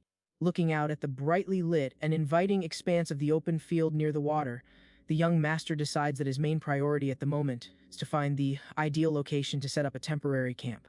Accessing the vast space of his dimensional inventory, the boy pulls out several kitchen utensils all at once, making pots, pans, and the cutting board levitate, ready for use. Arranging the items near the trunk of the large tree in the late afternoon, he gives thanks for having stored all those materials in anticipation of his younger brother catching a cold, and decides to retrieve all the stored alchemy equipment. While arranging the heavy containers on the floating account storage screen, Line notices an intriguing symbol in the corner of the display and wonders what exactly it is. Upon clicking the notification, the boy discovers that he has received a magic flint as a free gift from the store, enthusiastically celebrating that the special object will make the task of lighting a fire in the makeshift camp much easier. With a quick rub on the magic stone, luminous sparks leap out with great intensity, instantly igniting the hot bonfire. Illuminated by the comforting light of the flickering flames, the boy contemplates the beautiful reddish afternoon scenery, admitting to feeling a welcoming and quite pleasant atmosphere dominating the secluded place. Pulling up the sleeves of his elegant waistcoat with great concentration, the protagonist roughly positions the enormous purple carp on the wide wooden board, announcing that the grand moment of the spectacular dinner has arrived. While preparing the fish using a very sharp knife, the young master realizes that eating outdoors has a completely unique charm. The floating screen indicates that grilling the offal in a rustic style is the ideal alternative. Lion fully agrees with this simple culinary suggestion. Holding the creature's remains with great curiosity, the boy looks at the display case, wondering if he could use it as a useful ingredient for alchemy. Without hesitation, he throws the reddened meat directly into his dark cauldron in order to prove his theory. The water boils on its own as soon as the material hits the bottom. Quite pleased with the ease, the boy considers this autonomous magic very practical. Several colorful skewers of fish and vegetables rest on the table. Arranging food in this way seems quite interesting for a beginner cook. Showing one of his beautiful creations in the air, he questions whether it's just his feeling, or if all food really does taste much better when placed on a piece of wood. Focused on meticulous preparation, the protagonist realizes that the fish's head should always be facing downwards so that the fat drains ideally in the heat of the flames. He estimates that the natural fluids will remain trapped within the body's thickness, ensuring a very crispy exterior and extremely juicy interior. The fire crackles loudly, heating the various skewers stuck in the ground around it. The camp now has an incredible atmosphere, of authentic rustic cuisine. While the meal slowly roasts under the orange light, the hearer's attention wanders, wondering if he should already be preparing his sleeping space. Assessing the uneven, rocky, grassy ground, he complains that preparing a decent bed there seems like excessive work. Throwing a thick blanket on the ground with a quick gesture, the young man understands that he will have to make a small effort to enjoy the romantic side of that life in nature. Settled in his makeshift bed under the refreshing shade of the tree, the boy acknowledges that the comfort of that isolated place is actually quite good. With his chin resting on his hand in a relaxed manner, he quickly notices that the preparation time for his banquet has reached the ideal point. The protagonist's hand reaches towards heat of the flames to pull the first finished skewer from the ground. Bringing the goldfish close to his face, the boy sighs, enchanted by the irresistible scent of his own survival creature. The system rates the rustic meal with a quality star, indicating the achievement of excellent flavor obtained through light grilling. Upon reading the technical notices, Lion discovers, to his shock, that the precious dish cannot be removed from the labyrinth under any circumstances. Ignoring the strict rules for a moment, he thanks them for the excellent food and takes a generous bite of the piping hot meat. The distinctive taste intensely strikes the palate of the nobleman. The toasted crust is reminiscent of frying, combining impeccably with the incredibly smooth texture of the fish's belly. The bones detach from the white flesh very easily, while the strong, peculiar smell of grilling only increases your voracious hunger even more. Moved to tears by such impeccable succulence, the young master admits that the food makes one want to eat it with rice and traditional kimchi. With a sudden urge to devour everything, he appreciates the lack of annoying, fine bones and desperately wishes everyone had the chance to experience that same aquatic delight. The interface suddenly displays a light notification, indicating that the user's maximum magic energy limit has just been slightly increased. Jumping from his chair in a great fright, the hare drops the skewer on the floor, unable to believe what he has just read. With his eyes fixed on his own gleaming hands, the protagonist verifies, amazed, that his magical ability has indeed increased simply by consuming a simple meal. Understanding finally dawns on him, and he realizes that the greedy magicians would quickly empty the lake if they knew the secret. With this, the boy soon wonders if the same benefit of growth would work for his younger brother. Returning to his culinary duties at the boiling cauldron, the boy vows that he will certainly reserve a special portion to feed the family's young talent later. Expectant of the enigmatic result of the provisional alchemy, Leon stares intently at the bottom of the dark pot. A sphere with a pearly sheen floats in the air, revealing itself to be the concentrated essence of carp. Frequent consumption of this rarity permanently increases the magical recovery speed of the user. Delighted with the brilliant jewel reflecting light on his face, the hare celebrates having produced his first item in the skilled category, firmly betting on the fantastic results of the object. Without a second thought about the risks, he swallows the entire magic sphere, quite excited by the sudden improvement in his abilities. Seeing the alchemical circle gleaming on the old parchment, the boy explains that he barely had time to dedicate himself to this skill due to all the recent turmoil on the property. Spent the last few days exploring the region non-stop, he prides himself on having amassed a vast quantity of rare herbs in his unlimited inventory.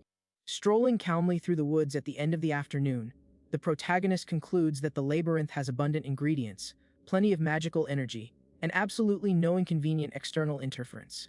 Driven by pure greed, the boy deduces that this isolated environment is, in practice, a hunting ground and a place for developing power, intended exclusively for his own advancement.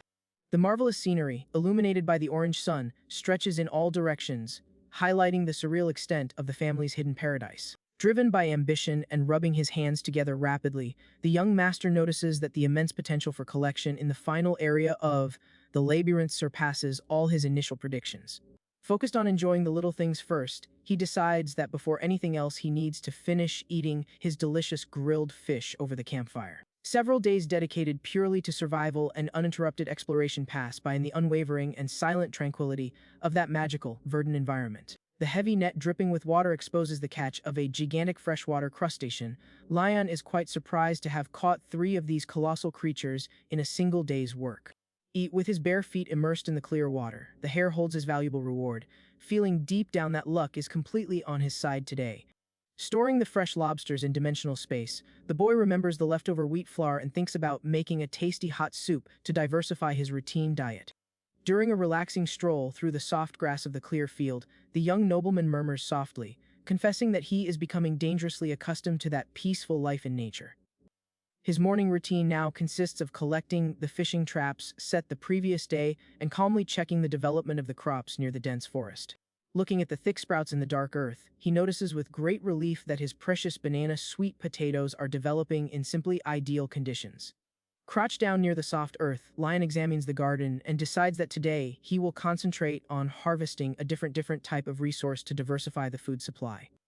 The technological system records at the same time the precious harvest of spicy fruits and extremely nutritious royal mushrooms that are typical of this region. A shimmering plant with narrow leaves, tinged with yellow, is cataloged at the interface as the extremely rare crowned daisy of the labyrinth. With the light-colored flowers in his dirty hands, the protagonist extols the subtle beauty of the new species, while the panel shows an absurd market price of 300 shillings. Upon reviewing the detailed explanation of the object, without placing much importance on its stated value, the boy innocently remarks that the branches would be perfect for decorating the rustic campsite. Understanding hits him hard when he turns his head and reads again the clearly stipulated selling price set by the floating magic shop. Trembling from head to toe and sweating profusely at the notification, the young master goes into a complete state of shock, questioning whether that simple wildflower can really generate such a fortune so